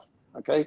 Yeah. When you start to move to the international teams, and that's where the damage is, because they've completely, like me, it's been completely shut down, like no chance. So some of them have been able to channel back to a national level, but not all. And the national level also is, you know, it's kind of like what it is. It's not really going anywhere, unfortunately. You know, we need to have an impetus on it, but I'm not sure that there's really the demand there for an impetus. Like I told you, I had looked at, I said, okay, this is a good time to focus on national, right? I thought, all right, we can't travel. I'm in Malaysia. Normally I wouldn't focus on Malaysia, but let me take this opportunity to focus on Malaysia and try to build something in Malaysia during this time that we can't go out, right? And when I went to talk to people, there's not that demand. They are happy they've settled at a level, and they don't really want to push forward from what I can see. Even guys with money, you know, I was trying to see, like, okay, let's say we do the Merdeka race, right? So there's a certain amount of GT cars in the country. At that time, there was a certain amount of TCR cars in the country. You know, there was a good selection of various types of cars here. that could have done something, and we could have had something pretty good, right? And it would have been a national thing, and it would have been prestigious for them to recreate, the glory days of the Merdeka race, right? Yeah. But when I went, the attitude was, we can race in S1K for a few thousand ringgit. Even guys who've got huge money with multiple supercars, road cars, buy any car they like any day of the week, not think about money at all. Their approach to the sport was, I can drive this for a couple of thousand ringgit for the weekend. Why would I bother to go and spend 10 times that or 20 times that in a GT car?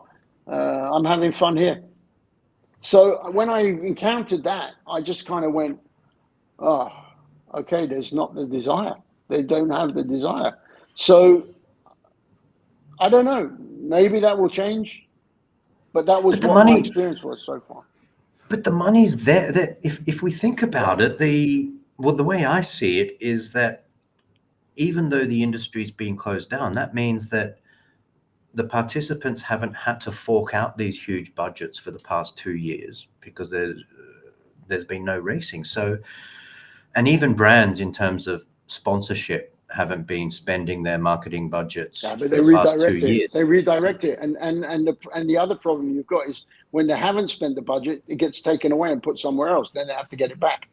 So, that's another issue. So like, when you have a brand, basically they allocate a budget. If you don't spend that budget, you're in trouble because that budget gets reallocated and you can never get it back sometimes. So, because then they've started like, they've put it into golf or they've put it into another area. And then you say, oh, we want to restart motorsport. They say, oh yeah, but now we're using this money over here. They only have a finite amount of budget, So, of course, there's certain companies like, Porsche is a great example. Porsche, their DNA is racing, 100%. So, for them to go and do racing projects, is first choice every time. Okay. But there are other brands that don't have that. They can spend their money equally on yacht racing or, look at the Volvo budget as an example, it goes on yachts, right? You can't get them in motorsport at the moment, so different things like that. It's not always so straightforward. But, look, I'm not saying I'm right. I'm just telling you my concern at the moment. And I think that we're going to have to get creative. I mean, one of the things I'm working on, because, like we started off and we were talking in the beginning about electric, I was telling you that I was involved in ETCR. So, we're starting to now roll out the ETCR. So we're beginning to look at doing something in Asia with electric, and as opposed to, and as I told you, I'm not a fan of electric, but to be honest with you, once I went and saw the touring cars, the cars are really exciting. They're fast. They move around a lot. They're really a challenge for the drivers to drive their 600 odd horsepower equivalent, Wow. And they race. I mean, I don't know whether you've watched any of it, but it's really, they hit each other in a good way. They rub and they do a lot of stuff. I mean, they're using kind of a rallycross formula. Yeah, they're using kind of a rallycross formula because they only have 6 cars or whatever at the moment, or 8 cars or whatever it is. And but it's really exciting racing, And so for me, that changed my mind about that. The other thing we've done is we've introduced hybrid, So, one of the challenges, especially towards the end of pre-COVID, was getting money. Companies to part with money for motorsport, especially when you've got fossil fuel cars and everything. I mean, you're not sending the right message for a lot of companies right now, So we've now got we've just introduced hybrid for TCR. So actually, if I restart, we're still doing TCR Asia in China at the moment. I'm not directly involved in that way because I can't get there, but we're still running it remotely. But when we reintroduce it, it might be that I look to go in the new direction with hybrid and try to start to forge, in the new avenue of motorsport, going towards clean energy and doing electric and hybrid. And maybe we start to move in that direction to start to introduce something completely fresh and new and try to take it in a new direction. It's one concept that, that I'm looking into. I mean, that's where a lot of my effort is going at the moment. We need to be, Motorsport Asia was always on the cutting edge, so we need to be pushing forward. It's because of the fact that everything's been running in China. We've lost a lot of ground as a company, Yeah. I would say, because there are other companies who are strategically better placed than we were to capitalize. I mean, I should have probably moved to Shanghai for the business. I probably should be living in Shanghai a long time ago and running out of China, but I never really wanted to do that. So I think there's an opportunity for Southeast Asian motorsport now. Frankly, I think we have to move away from. I mean, I think China during COVID has built their own infrastructure now. Right. Championships like Carrera Cup, as an example. Okay, Carrera Cup was an Asian championship. Carrera Cup Asia was an Asian championship, run by a lot of Filipino mechanics, Malaysian mechanics, some China, but not really China based, not really China infrastructure. Motorsport Asia, which was Malaysian based. So a lot of it was operated and by non-Chinese. Now Right. A lot of it has been run and operated for 2 years now, and I think by Chinese, and the drivers are also now mostly Chinese, right? So basically they've built up in China, and I think the budgets are going to go. I think there's a push, like Porsche as an example, right? They sell majority of their cars, and the budget comes out of China. Right. Their focus will be still to race in China after this. Now they've proven that they can do it. I will be very surprised if they move out of China again. What they will do probably is they will run 5 rounds in China, go to Singapore for the Grand Prix, and maybe one other feature race, Grand Prix somewhere else. So maybe one in Japan or something like that, So they'll do I think it'll be very much a China-based championship. And I think a lot of the things will be like that. So I think what we need to do is we need to focus back now on Southeast Asia. We've got very strong championships in Thailand. Malaysia, as you That's say, has, booming, right? That's yeah. booming, I mean, Thailand. Thailand has always been very strong from day one, but they're very insular. They don't like to go out of Thailand. They're very nervous to travel, actually. Right. So it's always been like that. But they're very, they're not against going Southeast Asia. So, I brought them here. I brought them to Sepang. They were happy to do that. So I think that if you start to look at, options for circuits in Thailand, now you've got 2, 3. They've got another street race track that they built. Indonesia has always been a strong market, but has been very insular for quite a few years. But now you've got, you've got the new circuit in Mandalika, and you've got, Sentel's been resurfaced, but Sentel is Sentel. And then, there's other. You got some stories about that. Yeah, I've got a lot. I love them. Really, I love them. But it's, it's great going there. But it's also been a challenge at times. But Indonesia is a great market, untapped market in a way. So we need to look at that. Philippines has got great enthusiasm. Budget is difficult, but but I think that if we start to look at Southeast Asia, we need to start to grow, I think, more in Southeast Asia. Take China out of the equation for a while. And I think China will be China. China will be China. Now we have to grow the rest, maybe. I feel that could be a way forward to try to do something. But how strong it's going to be? I'm feeling that there needs to be a cross promotion of the local series, because the Philippines has a very strong local series in the Time Attack series.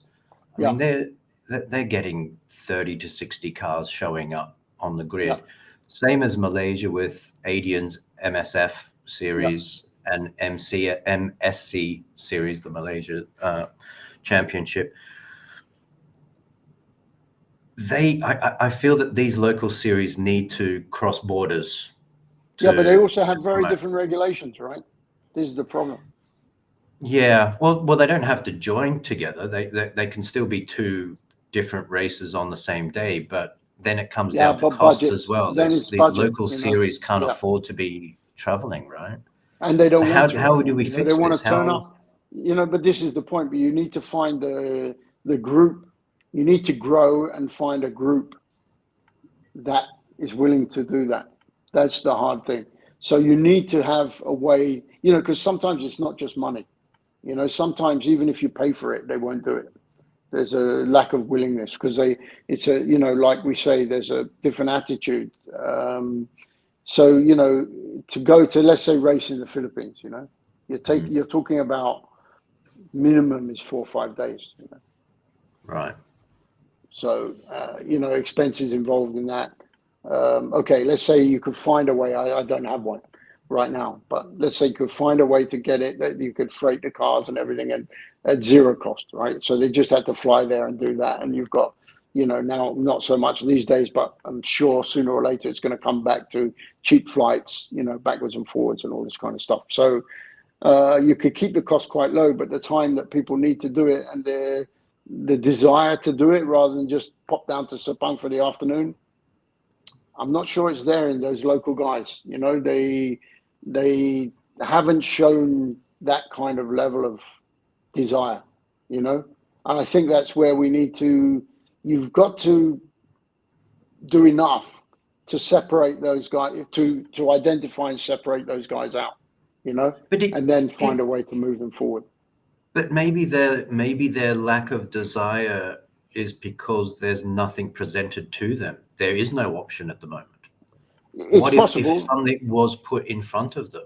Yeah, it's very possible. But getting the, you know, but in order to do that, I think, yeah, this is why you have to build a product that they desire. You know, I mean, this is always the key, right? Is like I've never been one to go out and actually try to find drivers. You know, in all my history of running championships, I Mm. actually never really went out to try to sell to people. You know, other people have been different. You know, to me, I always tried to create the product that was a pull. Right. I never really wanted to push. I wanted the rules to have a pull. You know, I hate calling people up and begging them to come and race. You know, it's not Mm. my style. I like to create something that people want to be part of. You know, Yeah. it's always been my approach. You know, I'll create the best thing, then you guys will want to come and do it. You know, I always try to think about motorsport, anything that I've done in my motorsport career in that way. You know, sometimes it's worked, sometimes it hasn't. I'm not saying that I haven't gone cap in hand to try to get people to race in my championships. I have, but what I'm saying is that it's not that's not my default and not my not the way I think it works because you know that's a road to disaster. Because again, they just start to take advantage of you. If they feel that you need them, you're dead. You know, they kill you Mm. because you end up giving away and giving away and giving away, and you can never give away enough. I can tell you, you know, this is why I don't subscribe to the cheap motorsport. I'm not a guy for cheap motorsport. I think we've proven time and time again that no matter how cheap you make it, it's never Mm. cheap enough. You know, I've had times where I actually even paid for people to drive, give Yeah. them free tires, free entry, free everything, free fuel, even mechanics, everything. Come and drive the car. No, I won't do it. What Yeah. if I crash? What if I crash? Oh, then you have to pay for the damages. No, no, no, I'm not doing it. It proved to me that it doesn't matter how cheap you made it. It could never be Mm. cheap enough. So for me, you know, and then you have the problem here that you have either the very wealthy or people with no money. There's very little middle class. So you know that whole middle class racing and trying to do something that we have in other areas of the world doesn't really exist in Asia. You know, so much. So it's a really complicated market to thrive in. You know, and there's lots of variables. I don't, you know, sitting here today, yeah, it's something that we need to work on. I mean, I have a concept. I can't really tell you it. I have a concept which I feel we need to start on a national level to pull people together. I have a concept that actually I'm about to. I'd actually spoken already with MAM about it, Mm. which I feel could pull together a lot of the national scene. And then that concept could also be translated out into an international concept eventually, if it worked here. I think we need to start maybe from there, My problem at the moment, to be honest with you, I had a chat the other day when I was I came to the GT race as well. I had a talk with MAM there, and they like the idea in principle. The problem we've got is that there's going to be an election coming up soon and a lot of other things. And so starting something that I want to do it on a national level, not just in Sepang, you understand? It's something that would run throughout the country, would bring in a lot of different areas, different people, would involve everybody in the sport. So it's something that would pull everybody together. I'm sorry, I'm being a bit cryptic, but obvious reasons I can't say what it is. But it's something that I think could drive a lot of interest and could bring everybody together. And then from that, I think we could translate that out. It could either be done in all the other countries, and then we can bring it together as an international, Do we need more street races locally? So if each state had a street race. Yeah, the problem with that is to do them at the level that they're supposed to be done. Yeah, I mean, okay, look, they did it with Toyota Gazoo to a certain extent, right? Right? Toyota did that, right? I mean, they took the championship to people, right? Did it work? In terms of the racing, it did. Well, I thought the racing was terrible because the circuits were Mickey Mouse. I mean, it was just a crash fest, wasn't it? I mean, it was just a crash fest, wasn't it? I mean, I'll be perfectly frank with you. I watched a bit of it here and there. I didn't really tune in to watch it. But everything I saw was just the circuits were pretty Mickey Mouse and the racing was just mainly processional or people hitting each other. It was it wasn't the best spectacle for me. But what I'm saying is, okay, if you look at, I mean, to do street races properly, it's too much money. And then to do them in the way that Toyota did them, I don't think it works. It hasn't worked. I mean, it's proven it didn't work. Because Toyota Gazoo should be, I mean, they financed the whole thing. They did huge promotion behind it. You couldn't do more. Nobody could do more. I mean, they had the budget. They had the setup. They went to the places. They did everything. Where is it today? It hasn't. It hasn't taken over motorsport by storm in Asia, and everybody's doing it. It hasn't, even in Malaysia, right? It hasn't taken over everything, right? And I think that's from a promotional and marketing aspect as well, because you just don't hear about it. Even with Pit Talk Asia, I was trying to get in there and come on, let's use Pit Talk Asia, let's promote and build up this Toyota series. But the drive wasn't there. Yeah, maybe they were just doing it as a sales promotion kind of thing, on site. Maybe that was it. They didn't have a global vision for it. Maybe it was just about selling Toyotas where they went, So maybe their focus was during the event, what we're trying to do is sign people up to buy cars. Maybe that was the objective. Maybe, I don't know whether they achieved it or not. I have no idea because I wasn't at all involved in that project, But from the motorsport side, it didn't work yet. It hasn't worked, from what I can see. It's just been, it's been good, but I didn't see it make any impact. I mean, if you go back to when I did the Proton Championships in the year 2000 or whatever it was, we had 120 drivers, Wow. And it was working brilliantly from the sports side. Not many people in the grandstands, sure, actually, but was the only person that ever ran championships at the three circuits in Malaysia, before they shut Shah Alam. So we did, another little piece of history there. But it was great. But then again, there was some politics involved. I got a call from the government one day saying, "Okay, you're handing it to Sepang." So that was the end of it. But it was working. We were really developing drivers. I had it on TV all over the world. It was going out. I put it on my TV platform, which in those days was 70 odd countries, Right. So there were people in England watching the Malaysian national championships, and it was great. And we had a system to bring the drivers through from one championship to the next. If you won one, you got promoted to the next. You won the other, you got promoted to the next.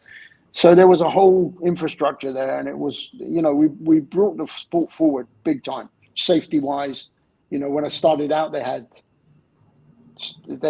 roll cages were made of like exhaust tubing, and they were stitching their seatbelts with normal thread and all sorts of crazy stuff going on. Even the glass in the windows was shattered glass and all that stuff. So we managed to bring them all up to FIA spec within a short period of time, and there was a lot of progress made in the national sport during those 2-3 years that we were doing it. But then it all got burned, and there's still guys that come up to me now 20 years later or whatever and say, please do the championship again, please. It has that kind of legacy. It really has a big legacy. But unfortunately, the sport didn't move forward from there, and nationally, and we need. I don't know the answer. I mean, lots of people have tried. It's like people keep saying to me, "Oh, we should have race schools here and all that." People tried; it failed. There's not that desire. It's really a weird thing, And I haven't unlocked it. I haven't unlocked it in 20. Well, I've been doing this for almost 30 years. I haven't unlocked it. I haven't found the key. It's. When you're talking about the local motorsport business and making it work, I mean, we both know, the business happens behind the scenes, but what about the crowds? I mean, are you talking about when you're saying we've got to find a way to make it work? Is there a part of that as in getting the crowds behind it, getting the crowds at the circuit? You need, first of all, for me, the crowds is a separate issue. I honestly never focused on really too much on getting crowds, spectators. Yeah. I never did. And motorsport can work without spectators. It can. I'm not saying that's the way you want to do it. You want full grandstands, you want popularity, you want all this stuff. But at the base level, if you start to try to do popularity before you have the product, it's a disaster. And I think sometimes that's been a problem. Sometimes if you try to get popularity, if you try to put people in a situation where you haven't got the product that's ready for it, you do so much damage, you'll never recover. So the thing you have to do first is build the product, So we need to build a product. We need to get sponsors who are committed. They see a long-term vision, not easy, right? See a long-term vision, but get enough of a return. So that's why I've always focused on TV, and in these days, of course, it's social media, right? Yeah. So you need to focus social media as well as traditional media, and you need to give them the return in that area, right? And then not focus on the crowd in the beginning. Then you need to build a product, right? And then you need to put on a show. And then afterwards, you can start to think about how to get the spectators to come and enjoy the show, right? Because then you can deliver them something that's worth them spending their money and time and sometimes uncomfortable conditions. It's worthwhile for them, But in the beginning, you don't do that. So in the beginning, we've got to really find a formula that interests the participants, and has a good return for the sponsors. And then after that, the rest follows. You do that well, the word of mouth goes around. Then you're not selling. You never sell. You don't have to sell. It just attracts, I'm a great believer in letting the product speak for itself, When you say return for sponsors, what are you meaning by that? What kind of return do you want to give to your partners? No, all you can give is visibility, right? At the end of the day, right? Sorry, no, not all you can give. You can, first of all, you can get on the base level, you can give visibility. Secondly, depending on what they do, there's a certain, you can engage with them in different ways, depending on what product, they have. So you need to be very creative these days to, it's not just about eyeballs, it used to be, but now you need to deliver more. So depending on what product you're dealing with, you need to be able to engage with them, and you need to be able to give a return. So you need to target the right sponsors with the right things, and you find a fit depending on what you're selling, what your product is. I talk from product. I talk about, the racing side. So we need to come up with a product that has a catch that gives them some benefit that suits their objective, So it's a question of finding the matching objectives.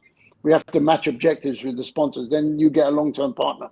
So you need a long-term partner. You need a partner that's committed, that has an interest, that has a vision with you. If you just try to get someone who, you're promising them, like, I'll give you X number of minutes on TV and it's going to give you X number of eyeballs, they don't care.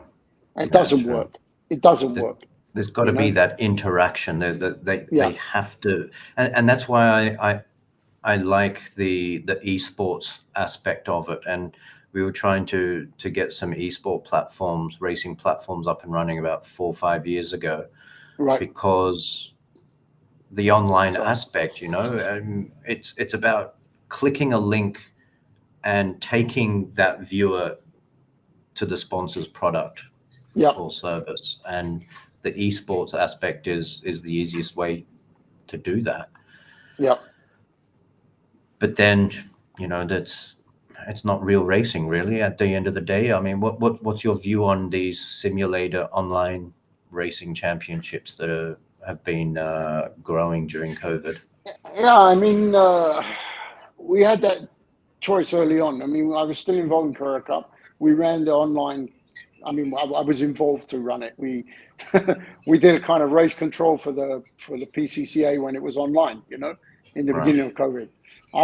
We have an online platform for TCR, and I was given the option to do it.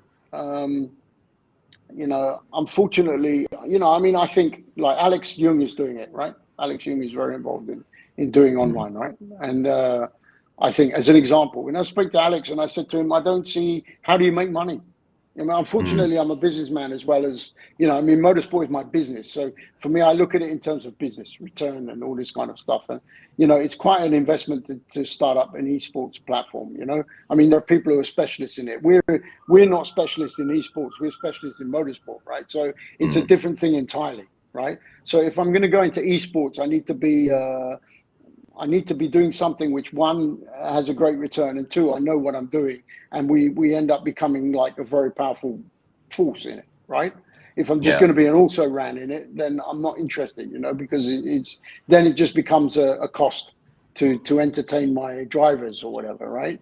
So I need to know that we can make a big enough splash, and I think in order to be successful in that, I don't think as a motorsport promoter, I'm well positioned to take advantage of that. Sorry. Yeah, I feel that I can maybe license something out, right? But I need a specialist in that area who has the reach and the following to make it very commercial and make a success out of it. I think starting it out generically and trying to grow a championship as a motorsport promoter in the same way I would start to grow a championship in the physical world, okay? Yeah. I think is a very naive view of it, and I think that you need to be much more clever about the way you go about that in order to make it worthwhile.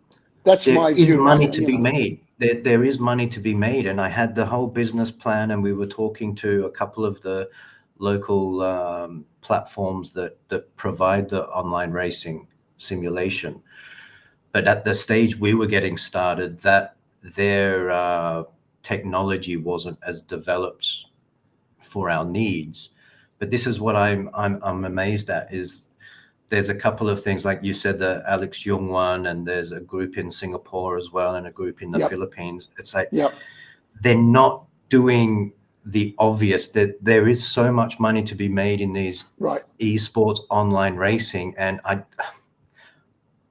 don't want to give it away here. No, but, sure. Maybe we need to have a chat offline. Exactly. But honestly, for me, I haven't seen the business plan. I haven't seen the business model that works. If there's one, I'm interested. But right now, for me, as a businessman looking at it, for me, it's a new venture. It's not, I don't look at it as, of course it's motorsport.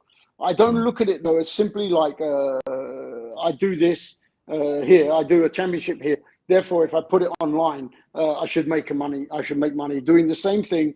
And maybe that's and I haven't looked into it too closely, but maybe that's the mistake of the other people, is that they're going like, okay, I'm running a championship in this way, in a physical world, right? I will do the same thing online, and I will try to build it in the same way. And if you look at it like that, I think you go nowhere and you make no money. It's just kind of like, it just exists. And yeah, there's racing, and people are enjoying themselves to a certain extent, and it has a reach, and maybe you cover your costs if you're lucky. But I don't see a big picture in terms of business, right? So for me to do that, I need to see a real future of making money and growing it, and making it global. So I haven't seen that yet. So that's why I looked at all the other people doing it and going, well, they're spending a lot of time and effort and money on this thing, and I don't see the return. But So that's the thing. They're jumping the gun. They're just doing it to do it, but they're not seeing the most obvious revenue streams and customer interaction, and it's just it's kind of pissing me off, really. It's like sure. you guys have this opportunity in the past 2 years with the lockdown. It even comes down to marketing and promotion. You don't know these series exist. We only know these series exist because we're connected to the guys that run it. Yeah, exactly. And it's like they're missing so many opportunities in this esports sector. I mean, in Europe, they're filling football stadiums. I know. I mean, I see that. I see there's great potential in it. I'm not. Don't get me wrong.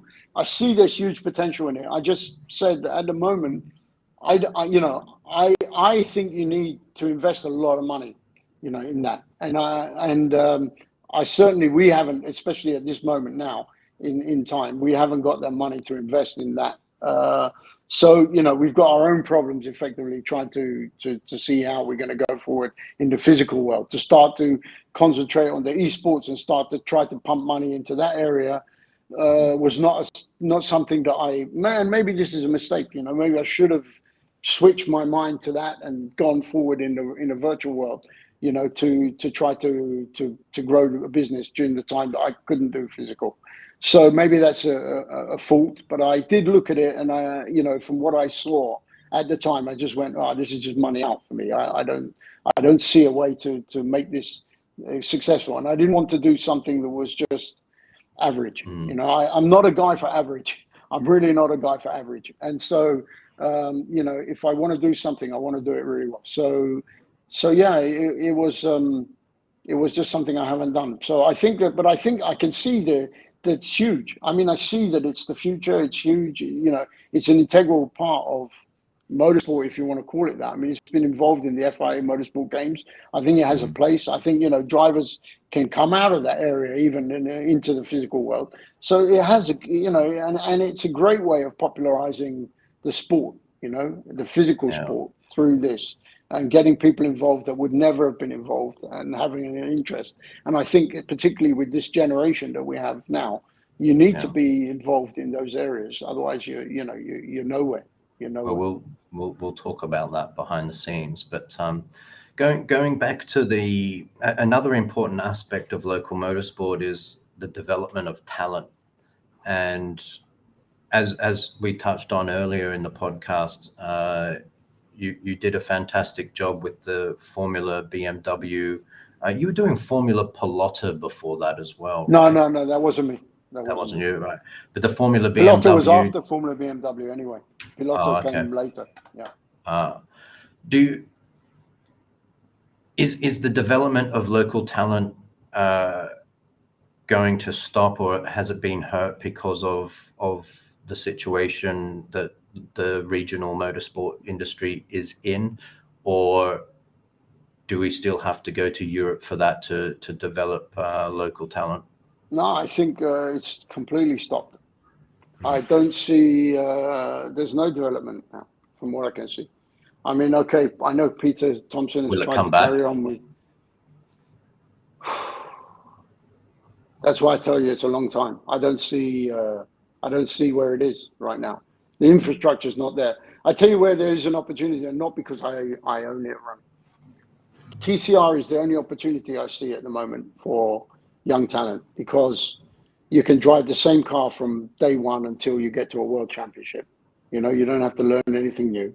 The budgets are achievable, and the manufacturers can't develop the car, so they can only spend money on drivers. If Right. you're a fast driver, you've got an opportunity to have a long-term career being paid to drive for a manufacturer. It's a huge opportunity for young drivers. If I had a kid well, my kids are girls and I don't want them anywhere near a racetrack. But even if I had a boy, I don't think I'd want him to go racing either. But in any case, for young kids, if I was managing a young kid and looking for a career, you know, unless I was Lance Stroll and I could buy a Formula One team and run it for my son, and no, you know, disrespect to them, but you know, I mean, they're the guys that are doing that now. Whereas you used to be able to get a few million together and go and buy a driving Formula One, and you know, for 10 million less, you know, Alex was a great example. You know, you managed to go from 0 to Formula One, and you lasted there for a while. And if you had talent, you could go on from there. But and Alex did have talent, but it was unprepared actually when he got there. So he didn't manage to show what he was really capable of. But what I'm saying is that there were those opportunities. The opportunity was there in that way. Now, the amounts of money involved to do that, to go that single-seater route, and the level is just beyond. I mean, it's beyond, you know. Okay, you might be one of the really lucky ones to get picked up by the Red Bull or by whatever, Renault or something like that. There's still a few opportunities, but very few and far between, and money involved is huge. So, you know, if you look at it a little bit in GT racing, but the days of the wealthy drivers paying for other drivers, not so good. Now they're tending to pay for more experienced drivers and stuff like that. So then you're looking at where can you go? And I think like TCR shows, you know, for very little money, relatively. I mean, motorsport is Well, I was going to ask, what budget are we looking at to compete in TCR as a driver? Like, I can give you an example. Like in the UK right now, okay, there's a guy who's doing very well, who is running with old school motorsport. He comes to the circuit, pulling his car on a trailer behind a van with his father, prepares the car, gets in, drives it. They're spending £50,000 a year to racing TCR UK. Okay, the car, second-hand cars now, 60 grand. That's euro, so cheap. 60, 70, 80 grand euro, right? Even the budgets, let's say, okay, for a national championship, 100,000 euro ish. Okay, ish, right? Cars now starting at 65, going up to a new one, 130, something like that. Okay. So, but the car can be sold anywhere in the world, so it has a value, you know, so you never lose your money. The car can be raced for 2 years, you sell it for. And the regional 30%. series are connected as well, right? Everything's connected. Everything's connected. So you can take your car and you can race in multiple championships. If you're a team, you buy a car here in Asia, you can take the car. Let's say Asia shuts down, you can take that car, get on a plane. There's 32 championships you can enter. 32 championships, right? With that car. That's in like 32 countries are running their own TCR championship? Either some countries have more than one.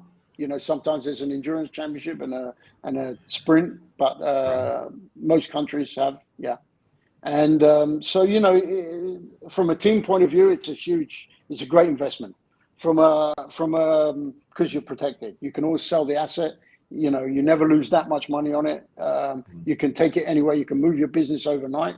If country A is not working, you can go to country B. You can go international. You can do anything.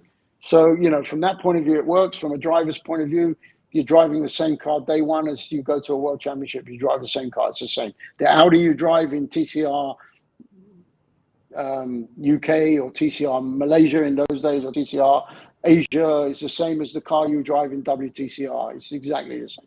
The same. It's all controlled. So, you know, and as I said, the manufacturers looking for kids because they can't spend any money to develop the car. So if you're fast, they're going to want you in the car. If you're the fastest driver, they need you. So it's up to you. It's talent. It's basic. It's back to basics. I love it. I love it from that point of view. I love the concept from that point of view. And the main manufacturers in that is Hyundai, Audi, everyone. Yeah, no, yeah, Cupra, Cupra with Seat is now Cupra. All right. Cupra, the VW group. So yeah, I mean Audi now because VW stopped. Then we have there's so many manufacturers. I lose track. But yes, Hyundai. Then there's Lynk & Co. There's Honda. Toyota just launched. Fiat. Fiat. I should know the list off the top of my head. I can keep going. MG. There's so many. MG. Subaru.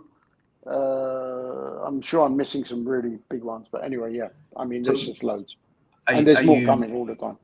Are you going to get TCR Asia back up and running? Well, I hope so. And as I said, what I might do is relaunch it as HTCR Asia, hybrid, because the hybrid kit that we've developed is it's a bolt-on kit. It can be bolted onto the cars that we already have, and it's very low cost. And we send a new message. And I think if we recreate, once we restart it, we will restart it. Once we restart it, I think we need to restart it with a fresh face. So I think this is a good way to do it. I'm not announcing it here, but it's something that I'm looking at. I'm looking at, okay, if we relaunch this, I don't just want to say, okay, it's TCR Asia again. It needs to be something fresh and new. Yeah, complete reset, as we said before. And so, yeah, well, do you see any, as we close up, do you see really any future big potential for the Asian motorsport industry? Well, as I said, I mean, I think, okay. I think we, first of all, I think it's good that the GT Championship started again, Like I said, okay, yes, like even you said to me before the podcast, only 8 cars. Yeah, only 8 cars, true. But it started, it started. It's important to get going again. If I had been able to restart with 8 cars, I would have done it every day of the week. You just got to get the ball rolling again. They got the ball rolling. Now they've been very clever.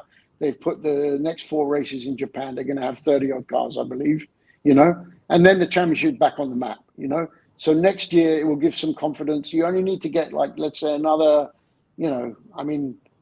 get to 15 cars. So you need another 7 guys to go, oh, okay, it's running again. We're going to join it again. You go up to 15. You start the ball rolling. You're back in business, So I think, they've got an wide open playing field. They can make it work. Luckily the guys in GT have got the budget. So the fact that, costs are very high now for flights, for freight, for all sorts of things are very high, but those guys can afford it. So they're in a unique position with GT to be able to do that. I can't do that with touring car. The profile of the customer is very different. So, but I think it's great. So also that's a big step forward because, okay, they're putting Asian motorsport back in play, So that's the first thing. So people will adjust. And then bit by bit, things will come back. And as I said, the thing that I'm worried about is that some of the teams and people don't exist anymore, at a lower level. So, but it's not impossible, but it's going to take time to build them back strong and get the things going. And, we have to see, like I told you, it could go one of 2 ways. It can be either there's this latent pent up energy for both consuming it and also, doing it, participating in it, that we can tap into. And it might go that it's accelerated, my pessimistic view. I have to be a pessimist because I'm a businessman, so I have to prepare for the worst. Although I didn't prepare for 3 years of no business, right? That was one scenario I never ran. But anyway, I have to prepare for the worst. So I look at it like this could be a long road back, But equally, it could be a very fast road back because it might be that suddenly everyone goes, great, we can go racing again. And everybody rushes to go racing. And even the guys that were racing in China go, oh, I'm so bored of being just in China. I want to get out of China and race in Asia again. I miss Thailand. I miss Malaysia. I miss blah, blah, blah. So, we might benefit from that. There may be a surge. It could be completely the opposite. We may find that there's a surge in motorsport in Asia, or there may be or it's going to take a long road, slow road back, climbing up, rebuilding, finding new customers. It could be one or the other. I can't tell you which. I think until we get going, we're not going to know. We're really not going to know. The one thing I wanted to ask before we sign off was, and we've touched on bits of this during the podcast, but I wanted to see if you could sum up or give us a view on, I mean, getting the series up and running and the industry kick-started again to move into 23 and beyond. Are there any other issues deep within the industry that you've faced pre-COVID that you think needs to change for the better of the sport? Are there things behind the scenes that are hampering the development of this industry? To be honest, I think I'm very different to a lot of people in this area. I never considered the federations, the ASNs. I never considered them. I really didn't care. For me, it was like, okay, I need a license to do something, right? So for me, it was like, okay, I need a license to drive. So, okay, I had to take a test. But anyway, I never looked at it that like, I just went, took the test, got my license, then I drove. I never looked back to think about what it was. I never looked for someone to give me anything, right? So I sort of just bulldozed my way through it. So my approach was, the ASN, not that I disrespected them, but I just didn't look to them for anything. It was like, okay, I need to run my race in your country, so I need you to authorize it. So please authorize it. If you don't authorize it, then I'm going to go after you, in a sense, right? For not authorizing it, because I'm just trying to run the sport.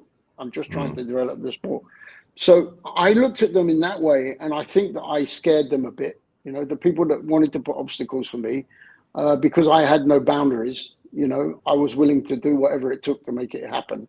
I think I was a bit scary for them to try to stop me, because I would go public if they did and stuff like that. So, I mean, I'm not trying to blow my own trumpet, but that was an approach I took. I think things have changed a lot since the early days, I think it's a lot less political now. And I think that there's a lot less trouble now. I think it's very straightforward now. So for me, the ASNs have never been a restriction on anything. A lot of people would say, oh, they need to do more to support, they need to do more to build, they need to do more, but they're not structured for that. And they don't have the expertise for that. So why look to them for that?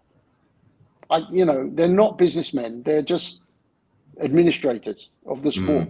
So administrate the sport and let me be the businessman. I'm the businessman. I'm the one to try to figure this out, to make the money, to make the thing go forward.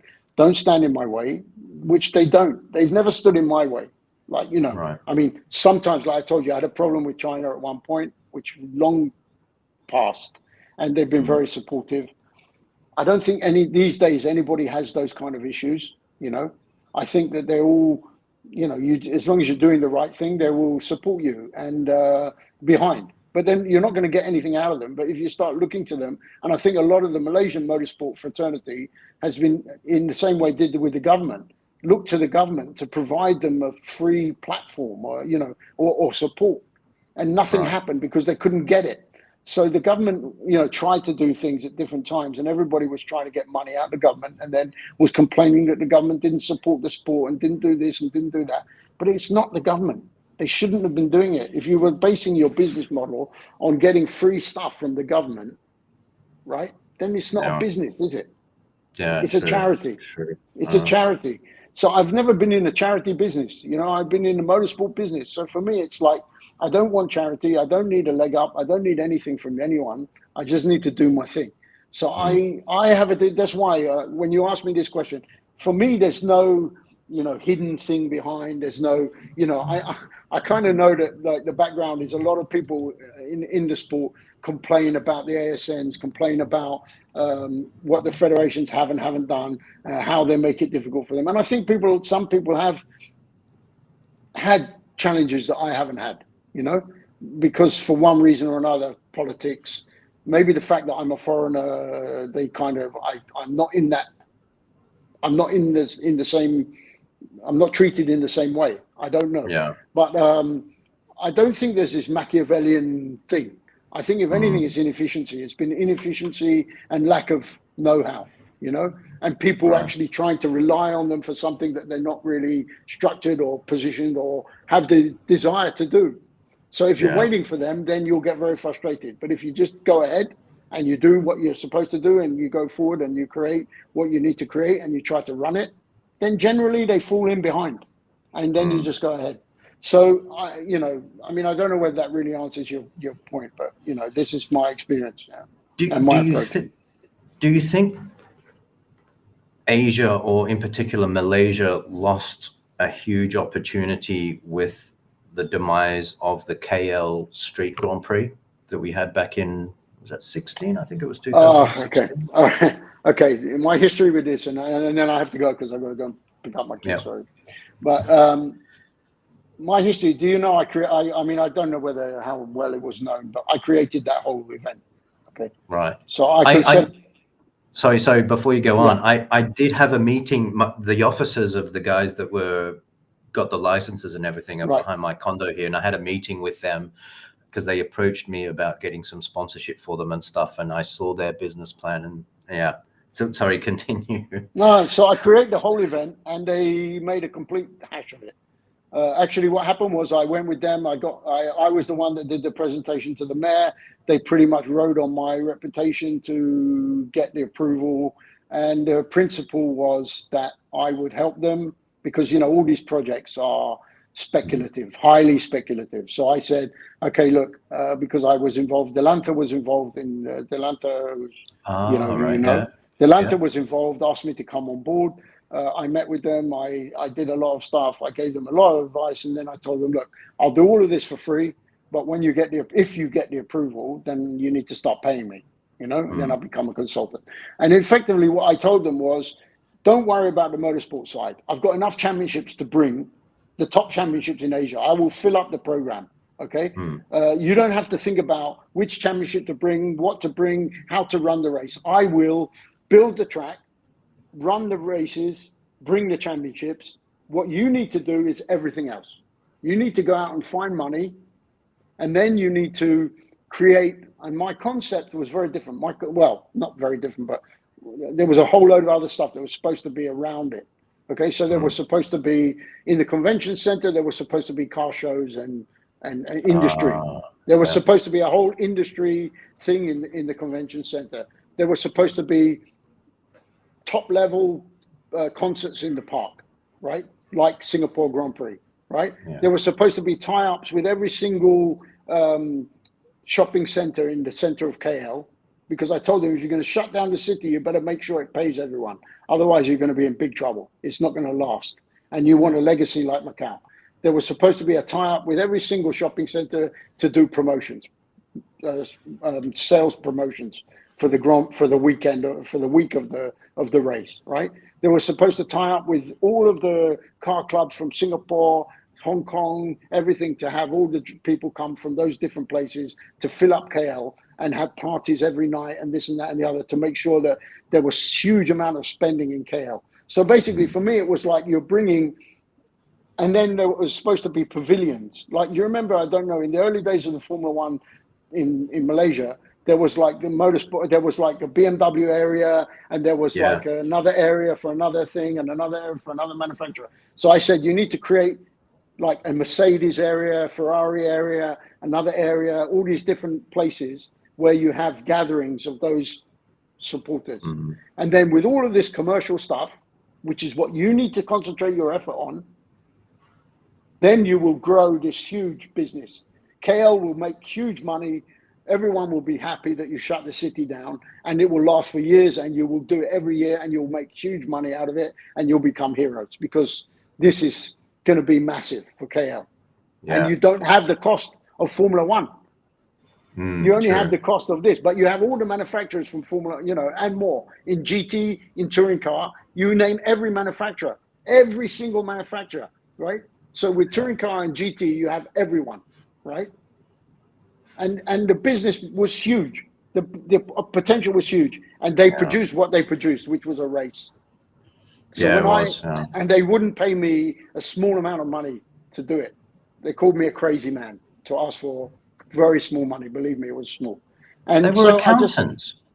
They were accountants who had no experience. But then they got their heads turned by the V8 guys and all this kind of stuff. So it just went sideways. Anyway, and it ended up being what it was, which was a one-off which was a Yeah. shame because it had huge potential. But But anyway, wasn't the- this is the way it works, So- you know? Yeah. I got to run. All right, mate. This has been fantastic. We can go on and on and on. There's so many Sure. topics, and hopefully we can sit down and do another one in the near future. No problem. But thank you very much. Good luck with TCO. You're heading to Europe for that, Yeah. and yeah, we'll keep in touch, and hopefully I can have you back on the podcast soon. No problem. All Always right. my pleasure. Thanks Thanks very David. much, Ben. See you. Thank you very much. Bye. Okay. Take care. Bye.